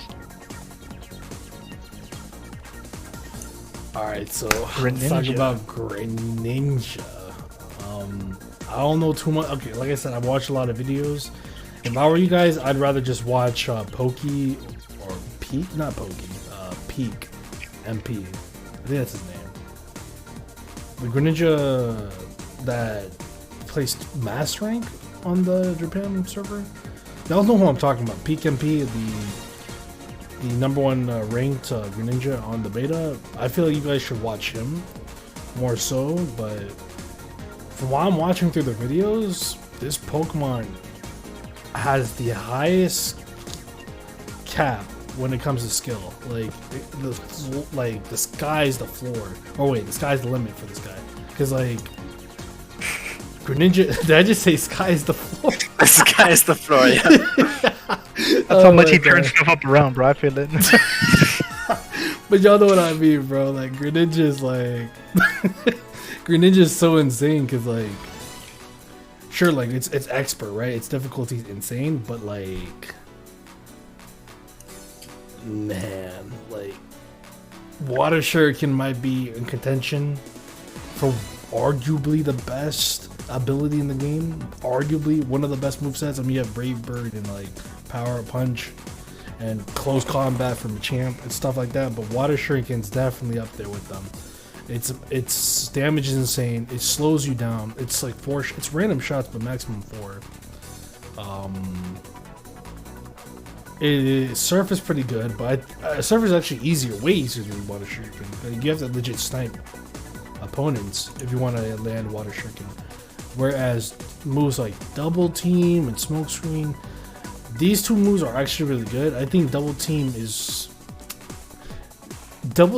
at its peak can be better than Smoke Screen, even though Double Team's a bit inconsistent, because like 9 times out of 10 whenever they use Double Team, it prioritizes, I believe it prioritizes like the real clone instead of the other clones, which kind of sucks and it's weird. But meanwhile, Smoke Screen is pretty good because it literally it's like, does it work like eject button where it like poofs you out? I don't. Yeah, but both of those moves do that. Both of them have like a little dash. Okay. But I feel like, I mean, both legit same dash, same category, which is a dash, same cooldown. Smoke Screen might be better early game, but I feel like, or more so like in the early meta, I feel like Double Team is a tiny bit better once it becomes more consistent, once you learn how to use it. But Smoke Screen is just easier in general. Its movesets are pretty good. Its toolkits, its stats are really good. 8 offense is really good. Mobility 6, scoring 6. Endurance is squishy, below average. It's not even supposed to support at all. It's just an attacker. But its ability is torrent. Damage and movement speed increases after a certain amount of HP has been lost. Its boost attack reduces the opponent's movement speed for a short time, and its damage is based off of the opponent's maximum HP. So Pokemon like Snorlax, Greninja can go ham on, or such and such, or like Crustle. And then its Unite move isn't the greatest Unite move. Its damage is amazing, but it's more so just like a regular Unite move. I mean, this Pokemon's strong. Obviously, I feel like it's the most difficult Pokemon in the beta right now. But once you learn it and understand it, it's gonna shoot up to S. Like Peaks Greninja, right here, bro. Like, it's somewhere here in S tier. But as of right now, I'd say great, minimum great. So, when I said that Charizard is like the only Pokemon that can choose between range attacker and dash and kind of style, I lied, because Greninja can do that with Water Shuriken and Surf. I've seen more people use Water Shuriken, so it's probably the better option, at least right now in the beta. But I like the potential Surf as well, like if you dash in and if that kills a Pokemon, you get to use Surf again, you know. You can just kind of clean up fights with that. I'm not convinced yet that Greninja is great. It just doesn't do enough damage for me. Like, sure, Double Team and Smokescreen are cool in concept, but as you said, Double Team, you just are able to focus the right Greninja a lot of the time easily. And yeah, I mean, the mobility is great. It also has pretty good range. Just it's lacking a bit in damage for me. That's the main problem. And the Unite move isn't great, so I would only put it in B tier personally. Oh, okay. Yeah, for me, I would put him in. I would say A, and the reason I hate playing too often characters that are RNG based, because if there's RNG involved, you're never gonna get like accurate on that. Because you could have a game where the Water Shuriken is like popping off, dude. You're getting extra shurikens in between that, and it's going really well for you. But if it's not proccing, then it's technically hurting you. You're not performing at your best. You kind of have to depend on the RNG.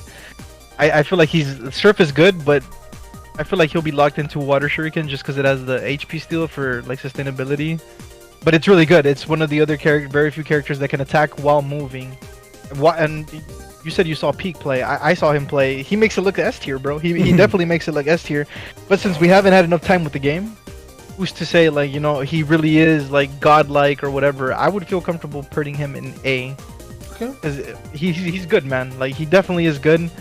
I'm not too fond of his ult because I feel like it kind of forces you to go back in, like puts you in melee range, and you kind of don't want to do that. I would put him in A. That was pretty fast. I respect that. I respect. Sorry, yeah, I didn't play him much. It was all Peak, man. I saw him play, and it's just like, wow, he's really destroying with this character. But it just like No, I mean in general. Like that's the thing is that we like all of us haven't really fought a peak or fought with a peak level Greninja, so it's like it's hard for us to tell. But just watching, I mean, the only Greninja I really watch is Peak, so it's like yeah, same dude. He goes ham with that thing, man. He's really good with it. The zoning and just keeping his distance, water shuriken, and it's just playing off of that, man. I don't know though. Seeing that, like, smokescreen gives you a buff though. I don't see why you would run double team over smokescreen just for that little like extra sniping potential.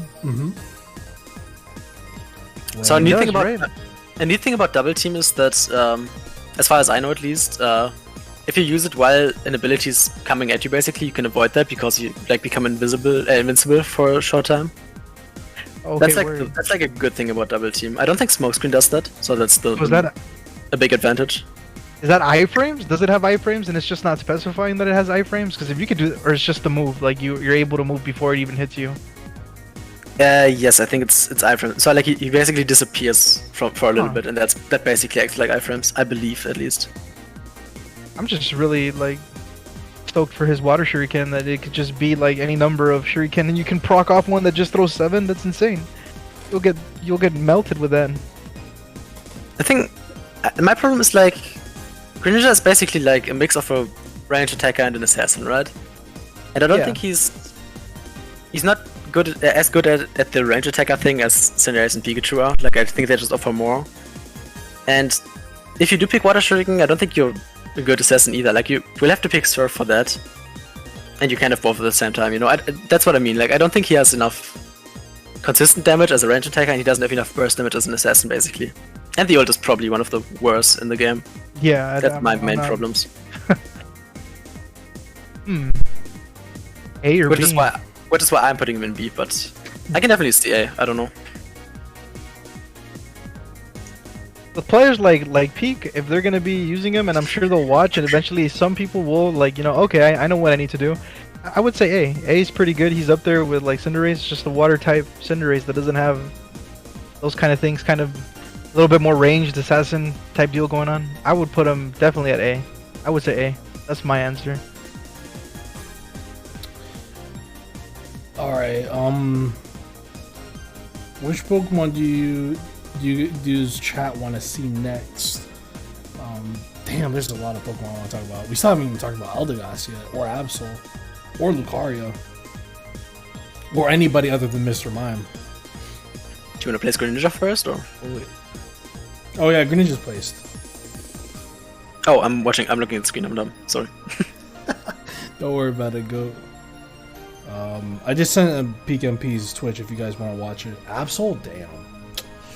Oh, brother. Where do I begin? I think this Pokemon is one of the best at also dealing damage to me with the Cinderace. I think he might be just as good as dealing damage as Cinderace or Garchomp, because... Wait, I gotta find him first. Because the thing is with him is that Absol's really good at having really high critical hit rate. So, like, first of all, Super Luck gives you a critical hit rate increase, right? So, like, a Pokemon like this, which already has really good offense, I mean, not really good, but still good offense, makes it to like an 8, right? And then its boosted attack also helps it out by lowering down its defenses and boosts your attack as well, so that's pretty good. It's 100% a jungle Pokemon, 100% a mid Pokemon, because it clears the jungle so quick because of it. Say for example you give it Scope Lens, right, which boosts its critical hit rate with Super Luck, and its other moves such as Slash, that I feel like Slash should be the move to use immediately. such as Slash that increases your critical hit rate, it just destroys the jungle Pokemon so quickly. And that's why it's so easy to level up. That's why whenever you're at the top jungle or the bottom jungle and then the Absol starts to gank, that's why it's literally like level 5, level 6. And meanwhile, your other Pokemon are like level 4. Like, this Pokemon gets levels up or level up so quickly, and it's insane. Because of its critical hit rate increases and its offense, obviously. Its movement is also among the best because it has multiple dash moves as an ability, such as Feint, Night Slash, Pursuit. You can choose either one of those. I mean, if you're asking me, I personally think... Wait, which one was Night Slash? I personally think Pursuit might be better just off of the 5-second cooldown. I don't know about Sucker Punch though. Sucker Punch seems pretty good, but being able to have a projectile, especially, I think this is only projectile, right? Being able to have a projectile with a Pokemon that doesn't have long range attacks are pretty good. Not only that, but if it does get the hit, it causes the next 3 basic attacks to deal even more damage to the Pokemon you hit Psycho Cut on. So 9 times out of 10 in a 1v1, if you land a Psycho Cut on them, they instantly die.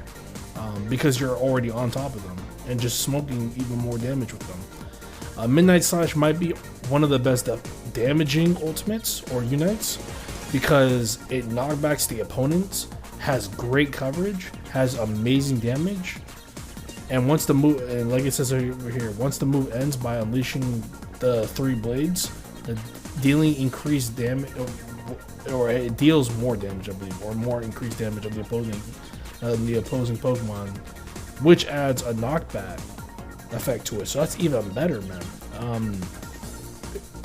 When it comes to straight offense, it might, in my opinion, be top 3 or top 2 because of the crits.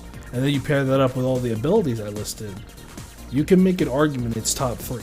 You can make an argument it's top 3. I don't know if it is, but just judging from this beta, I might have to put it instant God tier, instant S tier. I don't think it has a flaw other than, well, what flaw does it have other than it being squishy? That's pretty much it, though. The only thing, and I don't even know if it is a flaw, is the crit. Crits are all gonna be RNG, right? It's like, depending on your crit rate, kind of like in Pokemon games, you're gonna proc. Need more time to see how often it actually will proc, but on paper, he's a monster, dude. He's just gonna, you're gonna get like obliterated. If he's on you, that's pretty much GG's. Like, it should be like that. And it is, like, if you have a couple levels ahead, you're gonna be just wrecking anything you jump on. I would definitely put him at S, considering his moveset and just being a crit Pokemon. Like, it's based off that. There's an item that increases that too. Scope lens. Isn't it? I forgot what it's called. Scope lens. Scope lens. Yeah, there you go. With that, he's gonna be a monster, man. His old, for me, arguably one of the best, just in terms of like for damage, just straight up damage. It's insane. He's definitely S tier for me. It's just kind of like single target Talonflame, right? Just like it doesn't have as much area damage as Talonflame does, but it just destroys a single target, and it has more like, I guess, consistent damage. Like Talonflame just has its burst and then not much after that. But Absol still has its critting basic attacks. It has super low cooldowns, especially with Pursuit if you hit it from behind. And another big thing that makes the ultimate even better, of course it does a lot of damage, but also it makes him invincible in the duration, which as an assassin is so big, because like, you use your moves, they're on cooldown, you use your night move, you're invincible so you can't get hit, and then your moves are up again after that. So yeah, for me definitely S tier as well. Not quite as good as Talonflame for me, but both of them are just insane, man. I don't know. I'd say, I don't know, he feels like he's one of the best characters in there just because of his kit and like what he's based on. He's a crit Pokemon, and if those are proccing, man, I died so many times to them when they're on. It's hard, especially if you're a weak, like, you know, kind of just ganky Pokemon you easily picked off. He's gonna be able to hop on you, and if you have no backup or it's, you know, he got a good gank on you, it's over. The main problem is that we don't have numbers, right? So we don't know how much crit chance he actually increases, right? So it could be like you have 10% more crit chance, or it could increase it to like something like 70, 80. we don't know that. So yeah, that's a dude, bit cool. exactly. I could definitely foresee if he is like that, and that crit chance with the scope lens just makes you go insane on people. I could see that getting nerfed. Like eventually, enough people are gonna speak out about it. Like, oh, this is too much. Where they're gonna adjust it, or it's gonna be interesting to see how they're gonna implement like RNG mechanics into that move for him. But as of right now, dude, he's so strong. He's so good. And that's sad because like I want Gengar, like, you know, I want Gengar to be up on the board, but he's just outshined by abilities like this, man. You can't compete with that. Why even bother playing Gengar when you have Absol? That's a crazy thing, right? Like Gengar's good if you look at him isolated, but like then you have Talonflame and Absol in the game. Yeah, it's completely like, stealing the show. I'm gonna get so much hate when I choose him. They're gonna be like, switch, dude, switch. No, I want to play Gengar, man. Report Gengar, please. Playing Gengar. Yo, the issue to make a rebuttal to your case about, oh, it's all RNG. The thing is that like when you have something like Scope Lens, and you have its ability, and then you have other moves that boost its critical hit rate, it's just too insane, bro. Like, it's almost like you're gonna get it like 8 times out of 10. Yeah, it's crazy. Yeah, but that's what I mean with we don't have numbers, right? We don't know how much all of that really increases. Besides the items, I think we do have items for numbers for the items. We don't know how much his passive, how much his moves increase critical rate, which is how much does it increase? I'm gonna look that up. Like for yeah, I gotta look at the 2. Hold up. I think it's like 1.2 or 1.1, probably 1.2. Scope Lens increases critical hit rate by 6% and critical hit damage by 12%. Yeah, I don't know if that's max, like the maxed item. Yeah, it is. Okay, it says it here. Yeah. When you buy it, it's 1.5. When you max it at level 30, it should be 6%. That's a pretty good increase. Like this buying items too is gonna be a whole thing that some people haven't even realized. You're actually gonna have to wait a good amount of time and grind the mats to upgrade, or just straight up buy it. And if someone comes in with like Absol and buys the 6% extra crit rate, like off the rip, that's gonna be annoying, man. People are gonna say stuff. I know people, and people are gonna say stuff, man. They're gonna complain, oh, he is too much crit, he hits really hard. So I don't know. I foresee there's some works for him, but he's definitely S tier as of right now standing. He's insane, man. There's non-stop crits for days. Well, that's here it is, bro. I mean, I'm contemplating putting him like top 3, but we haven't definitely, really man. This, though. But if we were I would say he's I'll definitely in the top 3 Pokemon for sure, guaranteed, dude. It's just.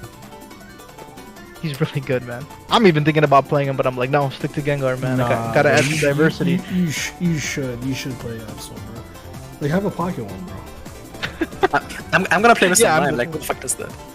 But at this rate, I don't think anyone's even gonna pick Gengar, man. I'm not gonna struggle against like, oh, he took my character, I have to main somebody else. Nobody, I don't feel like anybody's nobody's gonna choose him. Alright, who do we go next, chat? Someone said Lucario, I believe. Hold up. Yeah, someone wanted Lucario. I don't know if they're still here, but... Alright, That's it. Okay. Someone here is very, very fond of Lucario. I know that much. This character's so sick, bro. Oh my god. The thing is, I didn't play him once in the beta, bro. I've only watched gameplay, and bro, I'm trying to put it into perspective. Dude, this Pokemon's insane, bro. Easy. I mean, honestly, you can make an argument it can take out Absol's spot with its toolkit. So, its ability is steadfast, where its HP is really low. It gets shielded in movement, so that's really good against Pokemon that are chasing you down, or in fights where you're low in health and you're trying to run away. You get a shield and your movement speed gets increased, so you don't have to worry about the other Pokemon chasing you. You have to always worry about, when you're trying to kill a Lucario, you always have to worry about, does this Pokemon have Steadfast yet, or does it?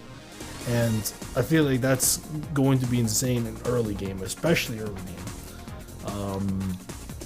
When the goal zones are next to each other, its boosted attack is a knock-up, so that's also really good. It's gonna go well with combos for power up punch and bone rush. Don't let this stat lie to you. This offense is better than this, in my opinion. I mean, sure, like the game says a 6, but just off of its special abilities, it feels like a 10, bro. Like, being able to get Power Punch up and Bone Rush. Well, let me tell you. Okay, let me explain these moves first. So Power Up Punch is a chargeable move that can be canceled at any point of the duration. The more you charge it, the more damage you do, and once you land it, you get a boost attack, which will knock you up. So you get to land Power Up Punch, and then you go straight into the knock up basic attack.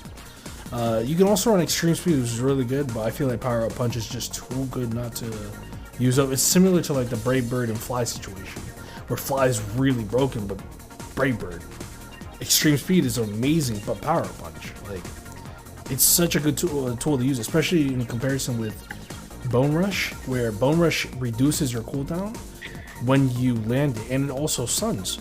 So once you land a Bone Rush, you get Power Punch immediately. So the combo would be like what? Power Punch, boost attack, Bone Rush, Power Punch, boost attack. Your opponent dies instantly. I don't know about close combat, but it looks good in hindsight, but Bone Rush is just overall better in my opinion, just because of the cooldown.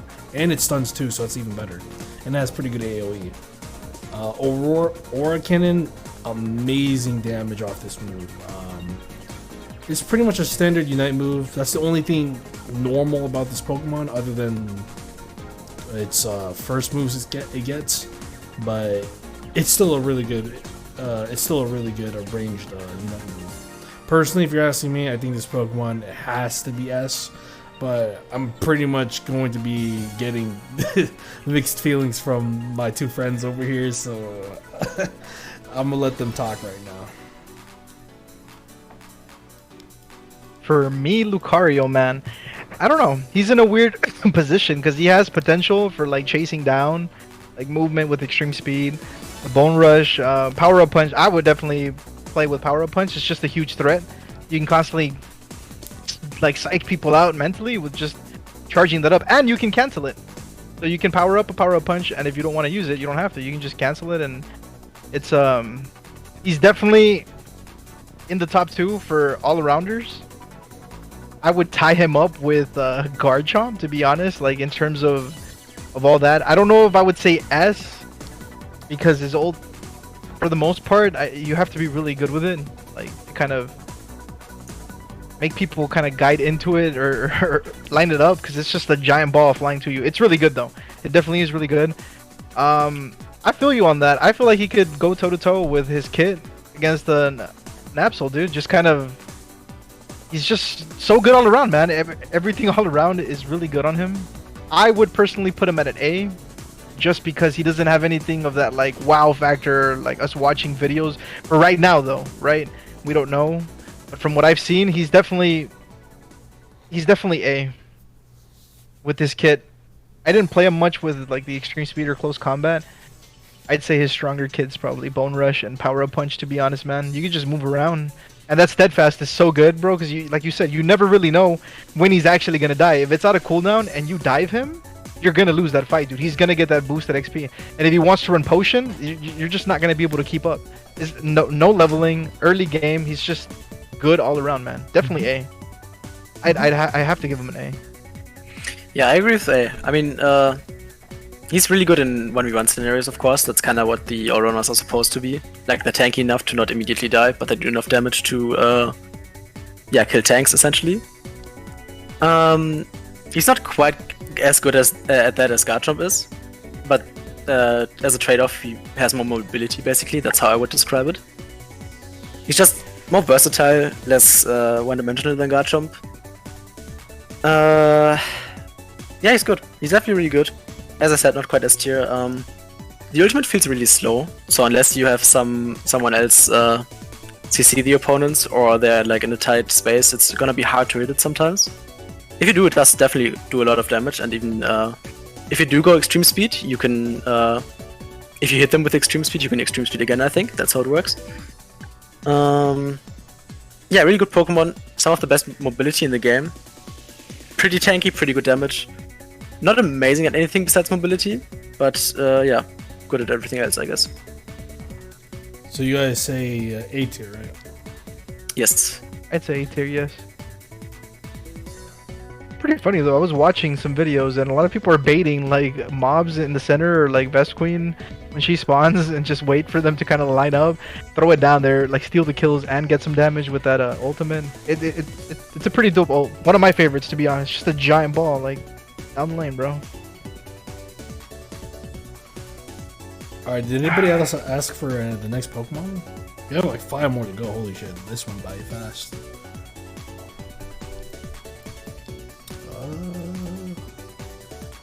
Oh, I really want to talk about Eldegoss, but we'll have to wait.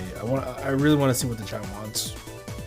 Did anybody ask for another Pokemon? Eldegoss. Oh, trademark asked first. Then we'll do Garchomp next.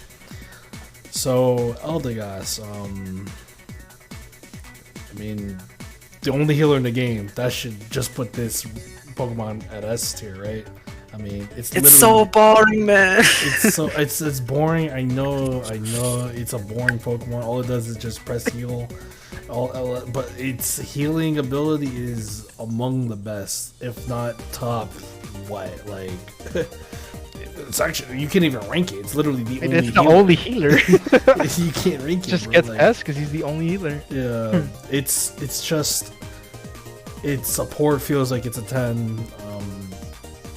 Its abilities are all good. Its abilities, it heals itself. Pollen Puff, honestly, I originally ran Leaf Tornado and then I saw Pollen Puff.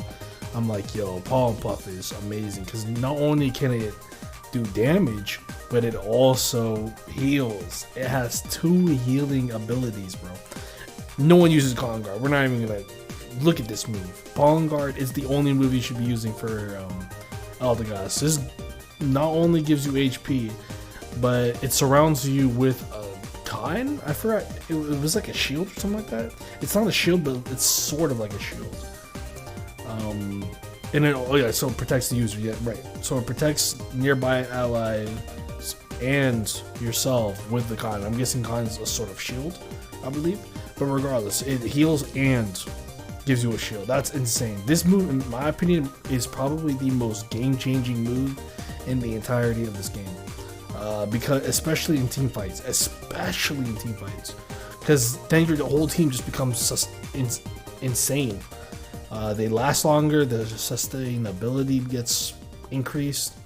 Its survival gets increased. Like everything about Pollen Guard keeps the entire team intact, and I feel like it's the only move that can do that, right? It's the only move that can heal an entire team. It's the only move that I think can heal Pokemon in general. So, or allies, my fault. And then you have Cotton Cloud Crash, which also heals as well.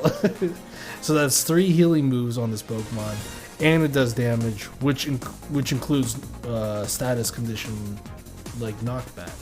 So yeah, this Pokemon, in my opinion, I mean, this is a no-brainer S tier. But yeah, I'd put it S tier. Probably top 5. Most important Pokemon, 100% in my opinion, though. If this tier was based off of importance, 100% this Pokemon's definitely must be on everybody's team comp, 1000%. But I would put it S. I don't think it has to be on every team, but I definitely do agree that it's S tier right now. It's just kind of. It says it has endurance 4, but because of the heals and everything, it really doesn't feel like that's the case. Like, it feels way harder to kill than an endurance 4 might suggest. And that's my main problem with it. Like, the heals are too big for how tanky it is, pretty much. Like, you can't shut it down easy enough for such huge heals to be, to make sense, right? Especially because all of them are, like, area of effect heals. Like, if you, in theory, hit all of those heals on all 5 of your teammates, that's basically like having a 6th teammate HP-wise, right? Pretty much. So, like, the heals aren't huge when it comes to the numbers, but they can hit as many Pokemon as you want, basically. So, yeah. And as I said, it's too tanky for being that good of a healer. 100%. I think it's gonna go based off like what you're saying, because if every team, right, theoretically game launches, every team has to have an Eldegoss to win, I think that would like lead the game in a certain direction, where because he's the only healer, you have to play him. So I don't know. Right now he probably sees strong because of that, but there hasn't been any there's not enough info to foresee if like every team will need an Eldegoss as of right now. He's really strong though, man. Just being able to keep everyone alive. This is the only character in the game that can do that as of right now. What they said, maybe Chansey's gonna be in the game later from leaks and stuff that I've read around, but that's not till later. It's Purely and Blissey solely and on Clefairy, I healing think. ability, survivability, how tanky he is. It's so hard to kill him, bro. It really is. And if he has a teammate there, it's even harder because you're getting hit double. It's not like he doesn't do any damage. He actually kind of hurts. I haven't ran his Cotton Spore or like I guess damage build, like no heals. But purely on ability, he's S, dude. He's definitely S. There's no argument. You can't argue heals, man, in a game where it's the only character that can do that. Well, we all agree yes, bro. Now, which place in S, though? I don't care about ordering these. I care about ordering S. Well, which in S? I mean, importance-wise, like I said, I put it here, but just overall, probably put it like... Wait, what do you guys think is better? Crustle or Snorlax? In my opinion, Snorlax. Alright, okay. I think it's the best tank in the game, too. Or, well, despite what you said, I think it's the best tank in the game. But, I mean, either way, we can both put them S tier. They're both insane, but I'd probably put Eldegoss over them. Because, I mean, in hindsight, Eldegoss can be a tank technically. Technically. I mean, it heals itself. And it just lasts forever. It's so hard to kill, man. And then he could just ult away, like fly away. Even if he is soloing, he just flies away. If he has his ult. Exactly. Which is why I think Also another Eldegoss- Pokemon that's 100% gonna use Body Barrier. Like it seems so good on Eldegoss. Oh, 100%. It has to.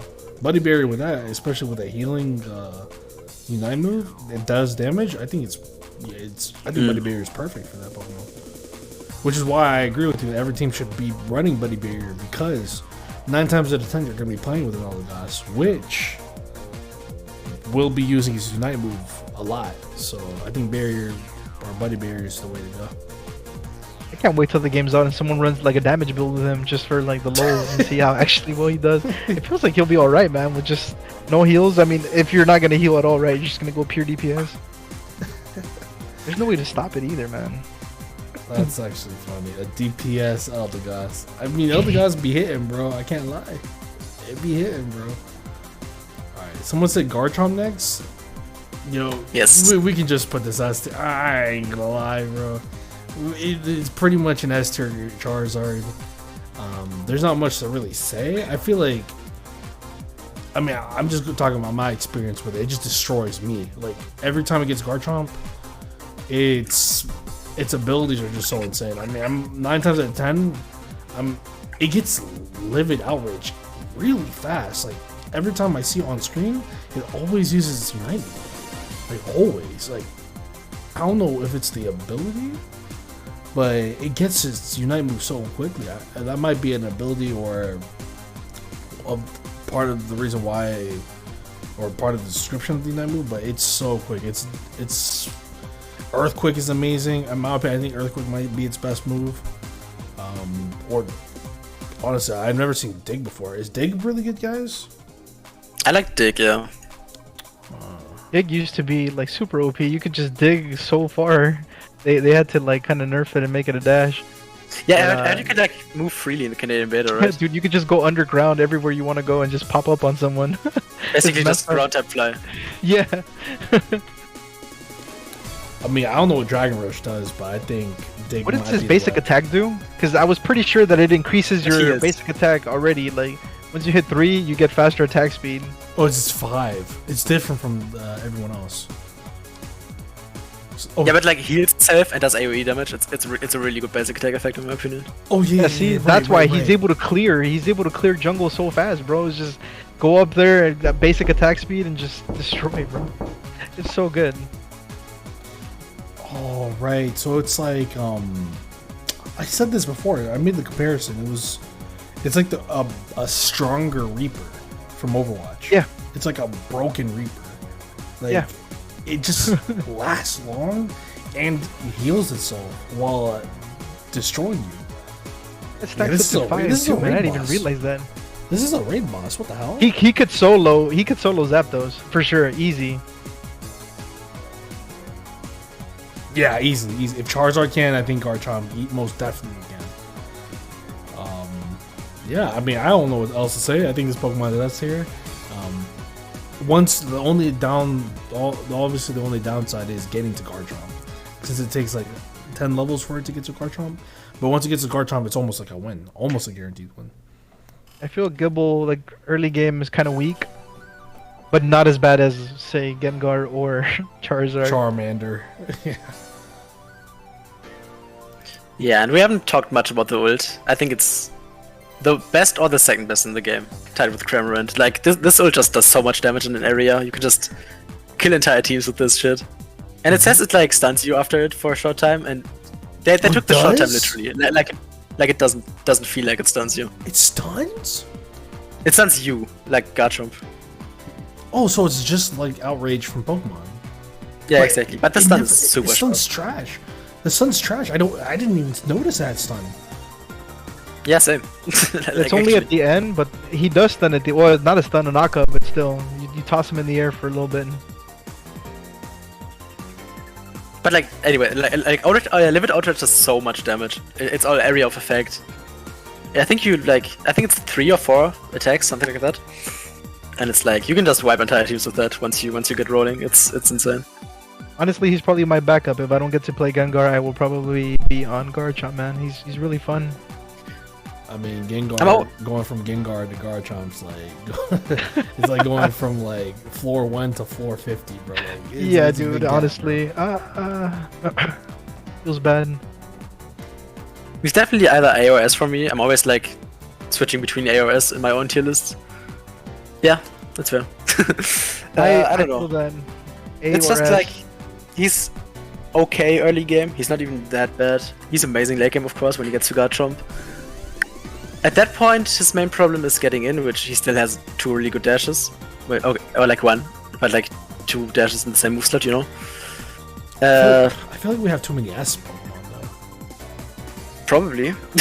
See, my tier list, that's what like, it was only gonna have, or when I was gonna make one, but I didn't. Usually like 1 of each. Like the best speedster is gonna be the only S up there. The best support is gonna be the only one up there. And like the best attacker, all that stuff. So it could be more well-rounded. Because a lot of these are kind of S tier, man. I don't know, man. There's a lot of S tier, but they're really good. They're people who you want on your team. Just looking at the first one, you have Pikachu, Talonflame, Absol, Eldegoss, and Crustle. That'd be already a stacked team right there to play against, bro. That'd be a problem, bro.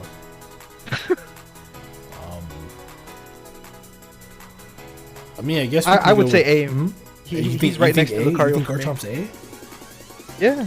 I mean, he's definitely S, but for the sake of the tier list, I would say A with Lucario. He's Although Garchomp would be our only fighter in S tier. So maybe. I don't know, man. He like the only all-rounder. That ult is insane. You just wipe everybody, dude.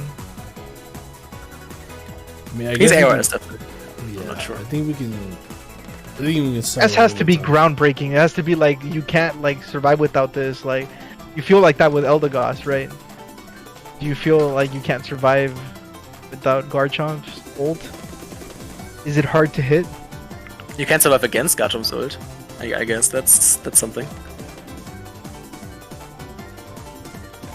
No, Wigglytuff. Such a weird Pokemon, man. I think. Oh, I love it though. They didn't even give. They didn't even give Wigglytuff a picture. That's funny. What do you mean? That's Wigglytuff. Bro, you got jokes. Bro. You also T-Bow.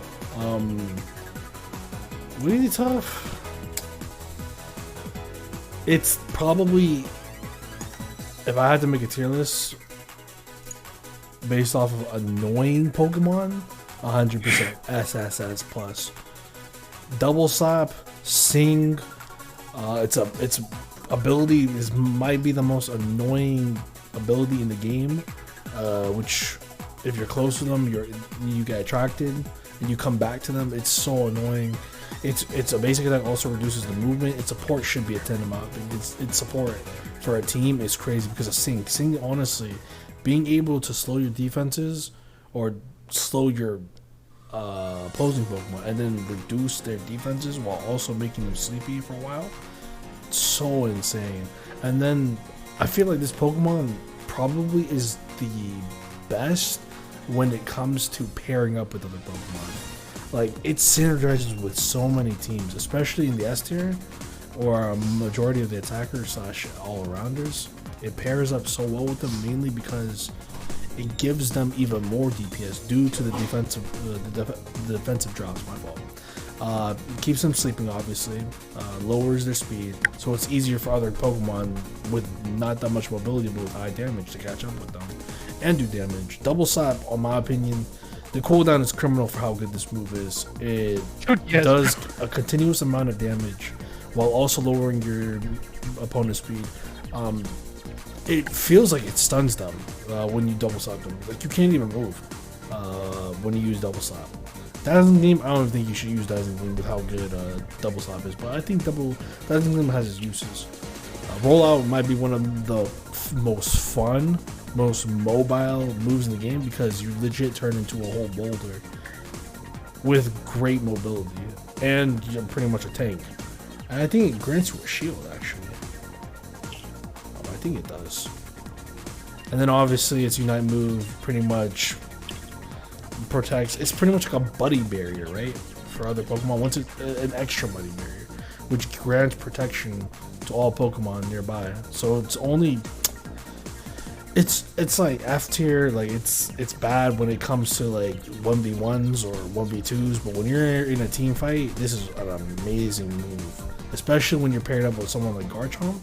It's such a useful tool because then that Garchomp becomes even harder to kill. That Talonflame, Pikachu, Crustle. This is really good for Pokemon with really good endurance, and I feel like when it comes to gelling with other Pokemon, this Pokemon's top tier in my opinion. But if you're asking me as by itself or at least with consistency, probably A tier. Probably A tier. I haven't. Oh, go ahead. No, you. Okay, I guess me. I have it in B tier right now. It's the worst in quotation marks support for me right now. That side is definitely still pretty good though. Like as you said, the ability is really annoying, and Sing is an incredible move. Like Sing is really good. I've seen some people use Rollout, and some people saying Rollout is better. I don't quite see that. I think Rollout is good, but Sing is just too much to pass up for me. And Double Slap is definitely better than Dazzling Gleam to me. Like I think Double Slap's damage is just more, and it also slows. But yeah, the most moves are pretty good on this Pokemon, and then you have Sing, which is just, as I said, incredible, especially paired with, as you mentioned earlier, Talonflame. If you know Sing and then you Brave Bird into the Sing area with the opponents having their defenses lowered, they're just gonna explode. It's a really good move. Like Sing feels like it's 3 moves at the same time almost. I don't know. It does so much. Like a Unite move. Yeah, it really does though. Put him like I don't know where to put Wigglytuff because it feels like he feels in a weird way saying like. He feels like what Slowbro should have been, like support, and his moveset just plays way stronger than that. So that's why I wouldn't want to place him anywhere near Slowbro. He's definitely above Slowbro in the support category. Or just I don't know, man. This one's hard. I didn't get to play him enough. He's probably the least I've seen about, to be honest. Oh, for real? Yeah, I haven't even really seen any gameplay. I've just been watching everyone else, to be honest. But Wigglytuff is honestly one of my personal most played characters from the beta, actually. His double slap looks nasty. I saw one video last night because I barely got to him, and watching him just slapping people around is hilarious, bro. I don't know. It's awesome. The seeing is really good, especially for team fights. Like, I can't think of any character on like paper that has an ability on cooldown that stuns like that many people with that range. I guess just it's all around him. Huh. Yeah. I would say A, basically like you said. A, based on playing with people and just setting up some crazy stuff. But for himself as is, like B. So between A and B, high tier B maybe. I agree with B. It's just like Sing is amazing, but it doesn't feel like it offers much besides Sing. Double Slap does good damage, definitely, especially for support. But yeah, it's a support. It should offer more like supporting tools than slows and Sing, which Sing is amazing, but it kind of feels like it's missing something to be like an A tier. I didn't play against many Wigglytuffs, so I'm not gonna lie. Like that charm sounds annoying though, so that's what kind of makes me want to put him at A, based on just that. That charm draws you back. That's so annoying. You can't really escape if you're attacking. You could just stop hitting him though and just run away from it, but while you're in a team fight, it seems like it's gonna mess people up. Yeah, definitely. As I said, especially combined with like high damaging abilities, like I don't know, Venusaur's Solar Beam, Talonflame's Brave Bird. If you drop the defenses before that, it's gonna do so much damage to them. Yeah. I mean, I guess now we can talk about Machamp, right? Since we're leaving this rat for last, right? Yeah. Alright, so at the beginning of the beta, or mainly at the beginning of the, what's the word? The Japan server, I originally thought this character was amazing, like top tier, like broken, because like the damage it was outputting when I was playing it, although like everyone was new to the game, so we didn't really know what we were doing, but the damage it was outputting was just ridiculous. Submission is such an amazing move. Although I do think Dynamic might be the better tool or the better move, I do think submission, being able to help your maneuver or help your mobility, and has a whole grab animation as well. I think the grab animation is sick, by the way. It's mad cool. And then it also increases your attack as well once you grab them, so that's pretty sick. Chop Crush, or Cross Chop, what the hell am I talking about?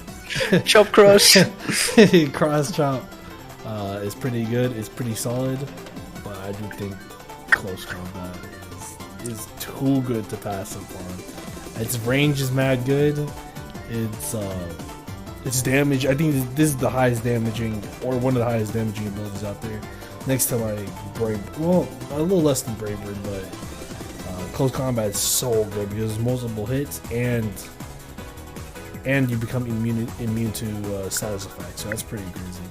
Aurora Cannon, amazing. It pretty much boosts all your stats for a short minute, while also giving you a whole Unite move as well. It's such a good move.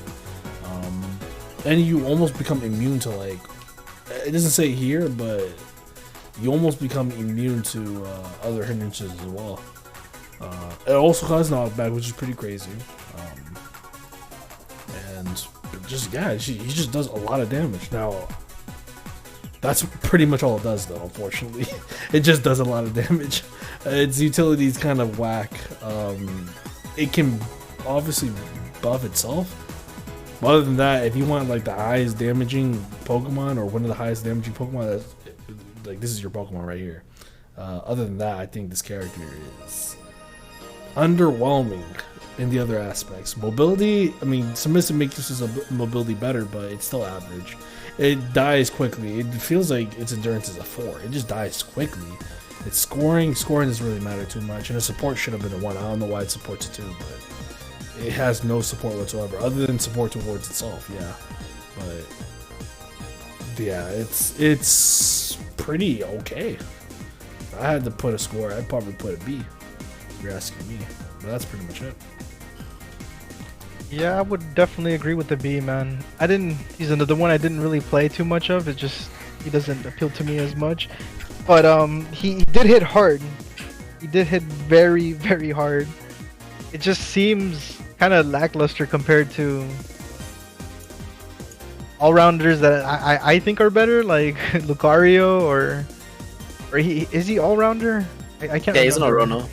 Yeah, out of all the all-rounders, it just seems like, you know, those two got kind of put there.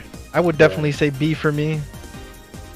He's kind of just there. He's just one of those other characters, kind of like, oh, it's kind of balanced, you know, but I think you can play around him. It feels like you can play around him. Yeah, I would even put him in C tier personally.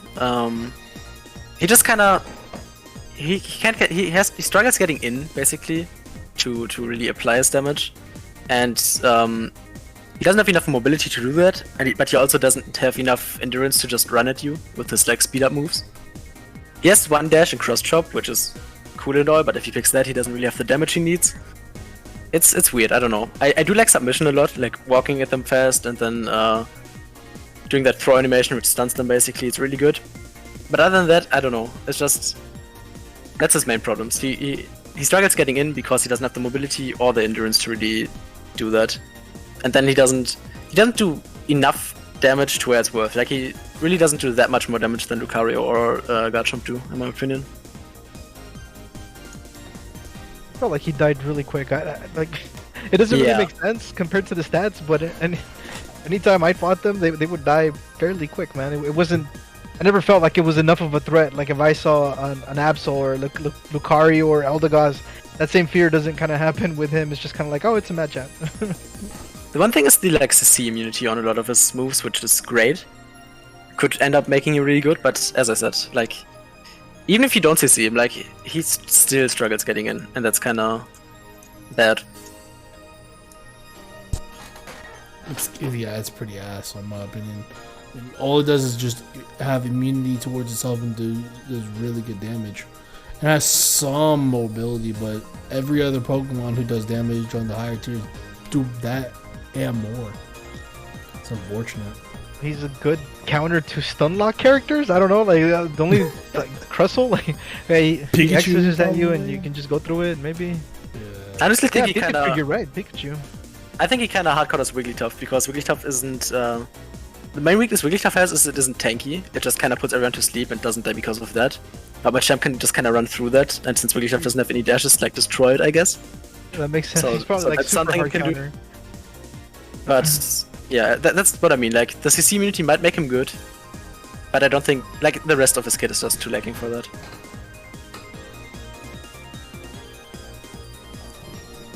And then we have Mr. Mime. Alright, Esvee, go ahead, bro. Yo, I love this Pokemon, man. Just sim for this Pokemon, bro. We'll wait all day, bro. Oh man. Go ahead, bro. The floor is yours, brother. Dude, Filter reduces the damage received by the Pokemon for a short time after it uses a move. How broken is that? No, it's okay. he has a knock-up on his basic attacks similar to Lucario, which is nice. He doesn't really do much damage with his basic attacks, of course, but it's always nice to have some CC, you know. He's super tanky, which is kind of irritating for a support. Like he has endurance 8, support 8. He's basically a tank, like seriously. That's pretty much all he has to offer stat-wise. He doesn't really do that much damage, although he does more than offense 3 might suggest. But yeah. Then we have Fake Out, which is an okay starting move. It pushes back Pokemon, does pretty okay damage. Nothing super amazing, but not bad, not bad. And he has Light Screen, which is the first wall he has. The big thing about Mr. Mime's walls is that only opponent's Pokemon can't walk through them. Your allies can walk through them, so you can just place a wall in front of you, walk through it. Nobody can follow you, pretty much, something like that. They're not huge, like you can walk around them. Yeah, you can walk around them, period. And then we get to the upgraded moves, which is where Mr. Mime gets, where most Pokemon get their kit started, I guess. We have Confusion, which is just like a spell that does some damage and knocks Pokemon back if they hit a wall. Any wall, so like even what Mr. Mime created, it stuns them. Which is pretty useful. Definitely one of his better moves, I think. Then we have Psychic, which pretty much you only want to use if you use Guard Swap, which we'll get to later. It just kind of creates an area around you that explodes after a while, dealing damage, and it also lowers special defense. And if you Guard Swap a Pokemon, well, I think it's only opponent's Pokemon, then that area also appears around them. And if you hit an opponent with both zones, it obviously deals much more damage and it also stuns them. Which is cool. I still don't like the move much, I wouldn't use it too much, but we'll get to my recommendations later. Then we have Barrier, which is the same as Light Screen, but you get to place 2 at the same time, which is obviously a great upgrade. You can just, I don't know, box people in by placing a wall on both sides. You can make a wider wall by placing them next to each other. You have a lot of options, really. And then we get to Guard Swap, which is probably one of the most complicated moves in the game. Like just looking at the text, there's a lot happening here. But basically what it does is just swap the defense and special defense stats of Mr. Mime with the Pokemon you hit with it. It can be an ally or an opponent. If you hit an opponent, I think it does damage over time and slows them. And if you hit an ally, it also speeds them up. So, oh yeah, another thing is with Confusion. If you hit a guard swapped opponent, it stuns them immediately instead of knocking them back. So yeah, the main things you can do with this is just build a super tanky Mr. Mime with super high defenses, and use guard swap on an ally like Cinderace, just, you know, make your carry unkillable. Probably gonna be really good if I had to guess. Like, that just seems really scary, fighting a Cinderace with this high defenses. Of course, it won't have as much HP, but it's still gonna be very, very hard to kill, regardless. The other thing you can do is, like, only run HP items on Mr. Mime and no defense items, and then try to guard swamp opponents' tanks. I can imagine this being really good, especially against Crustle, since he has the highest defenses in the game. And yeah, just melt tanks with that, basically. And the other thing, which is probably the most versatile you can do, is just using barriers and confusion, try to separate enemies from each other, you know. Use confusion to stun them against the walls you place, and then have your team kill them pretty much while they are separated. And then we have the Unite move, which is, I won't lie, not great. It's okay. It's just like, makes you dance around a bit, you know. You like jump forward and then you keep stunning Pokemon around you a bit. It doesn't really do much damage. And the stun isn't really that long. It's just kind of annoying, really. It's on the weaker side of Unite moves, definitely, but it's always nice to have. And if you use Body Barrier, which I would recommend on this Pokemon, like on any support probably, you can also like shield an ally with this. So yeah, overall, pretty cool support in my opinion.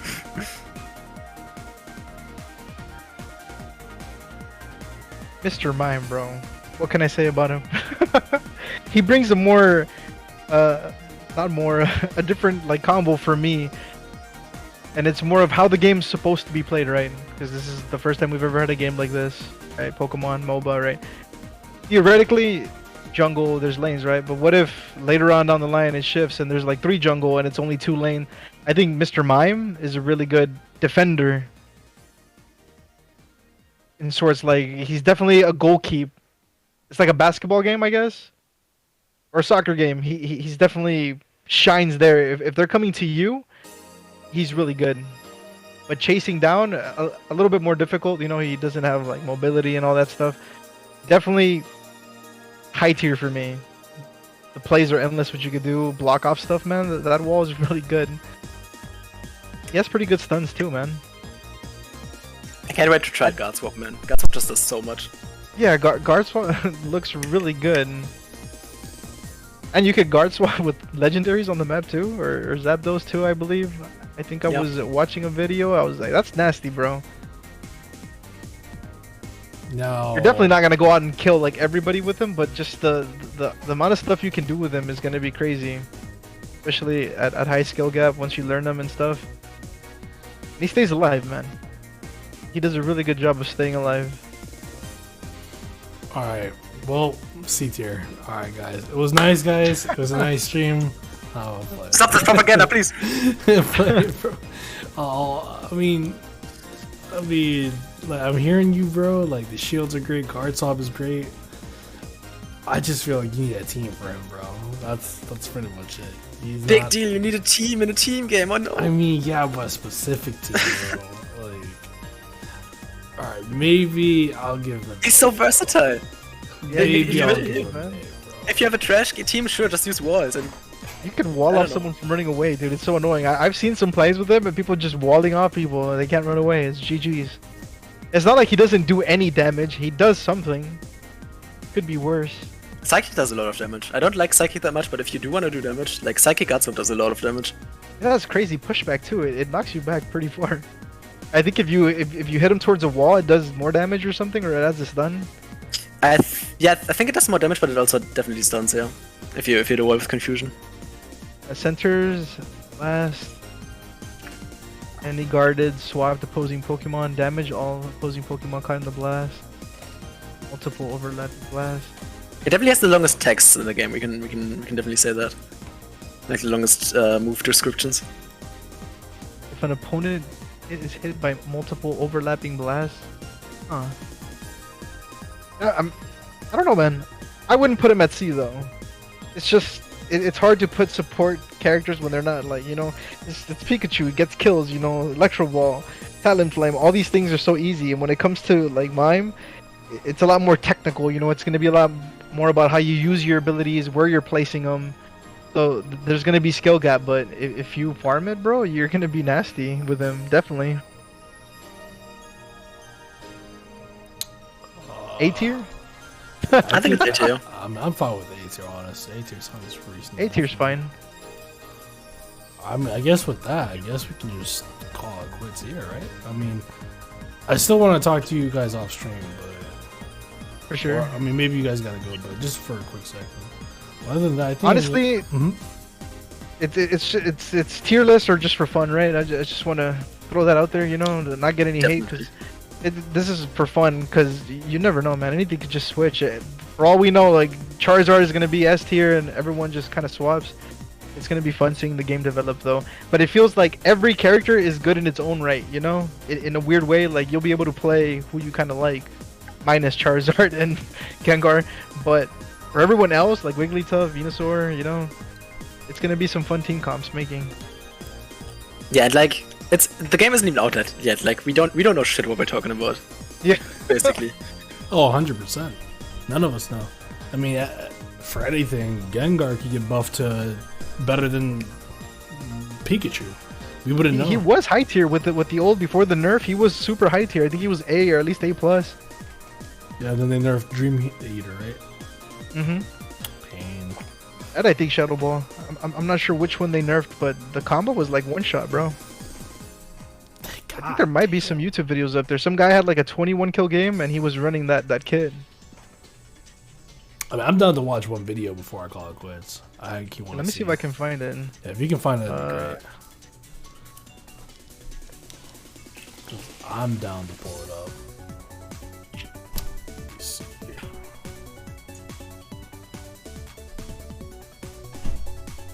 That's gonna be, which one was it? Because Gengar's one of the more popular Pokemons out there. I'm surprised something like him and Charizard aren't good. I would like to see them be stronger. I mean, sure, Charizard's good when it gets Charizard, but It just feels like some Pokemon have like extra gimmicks. Like Gengar has gimmicks in his abilities, but it stops at 2, and other characters get like a stun and an HP increase and this and that. So it's like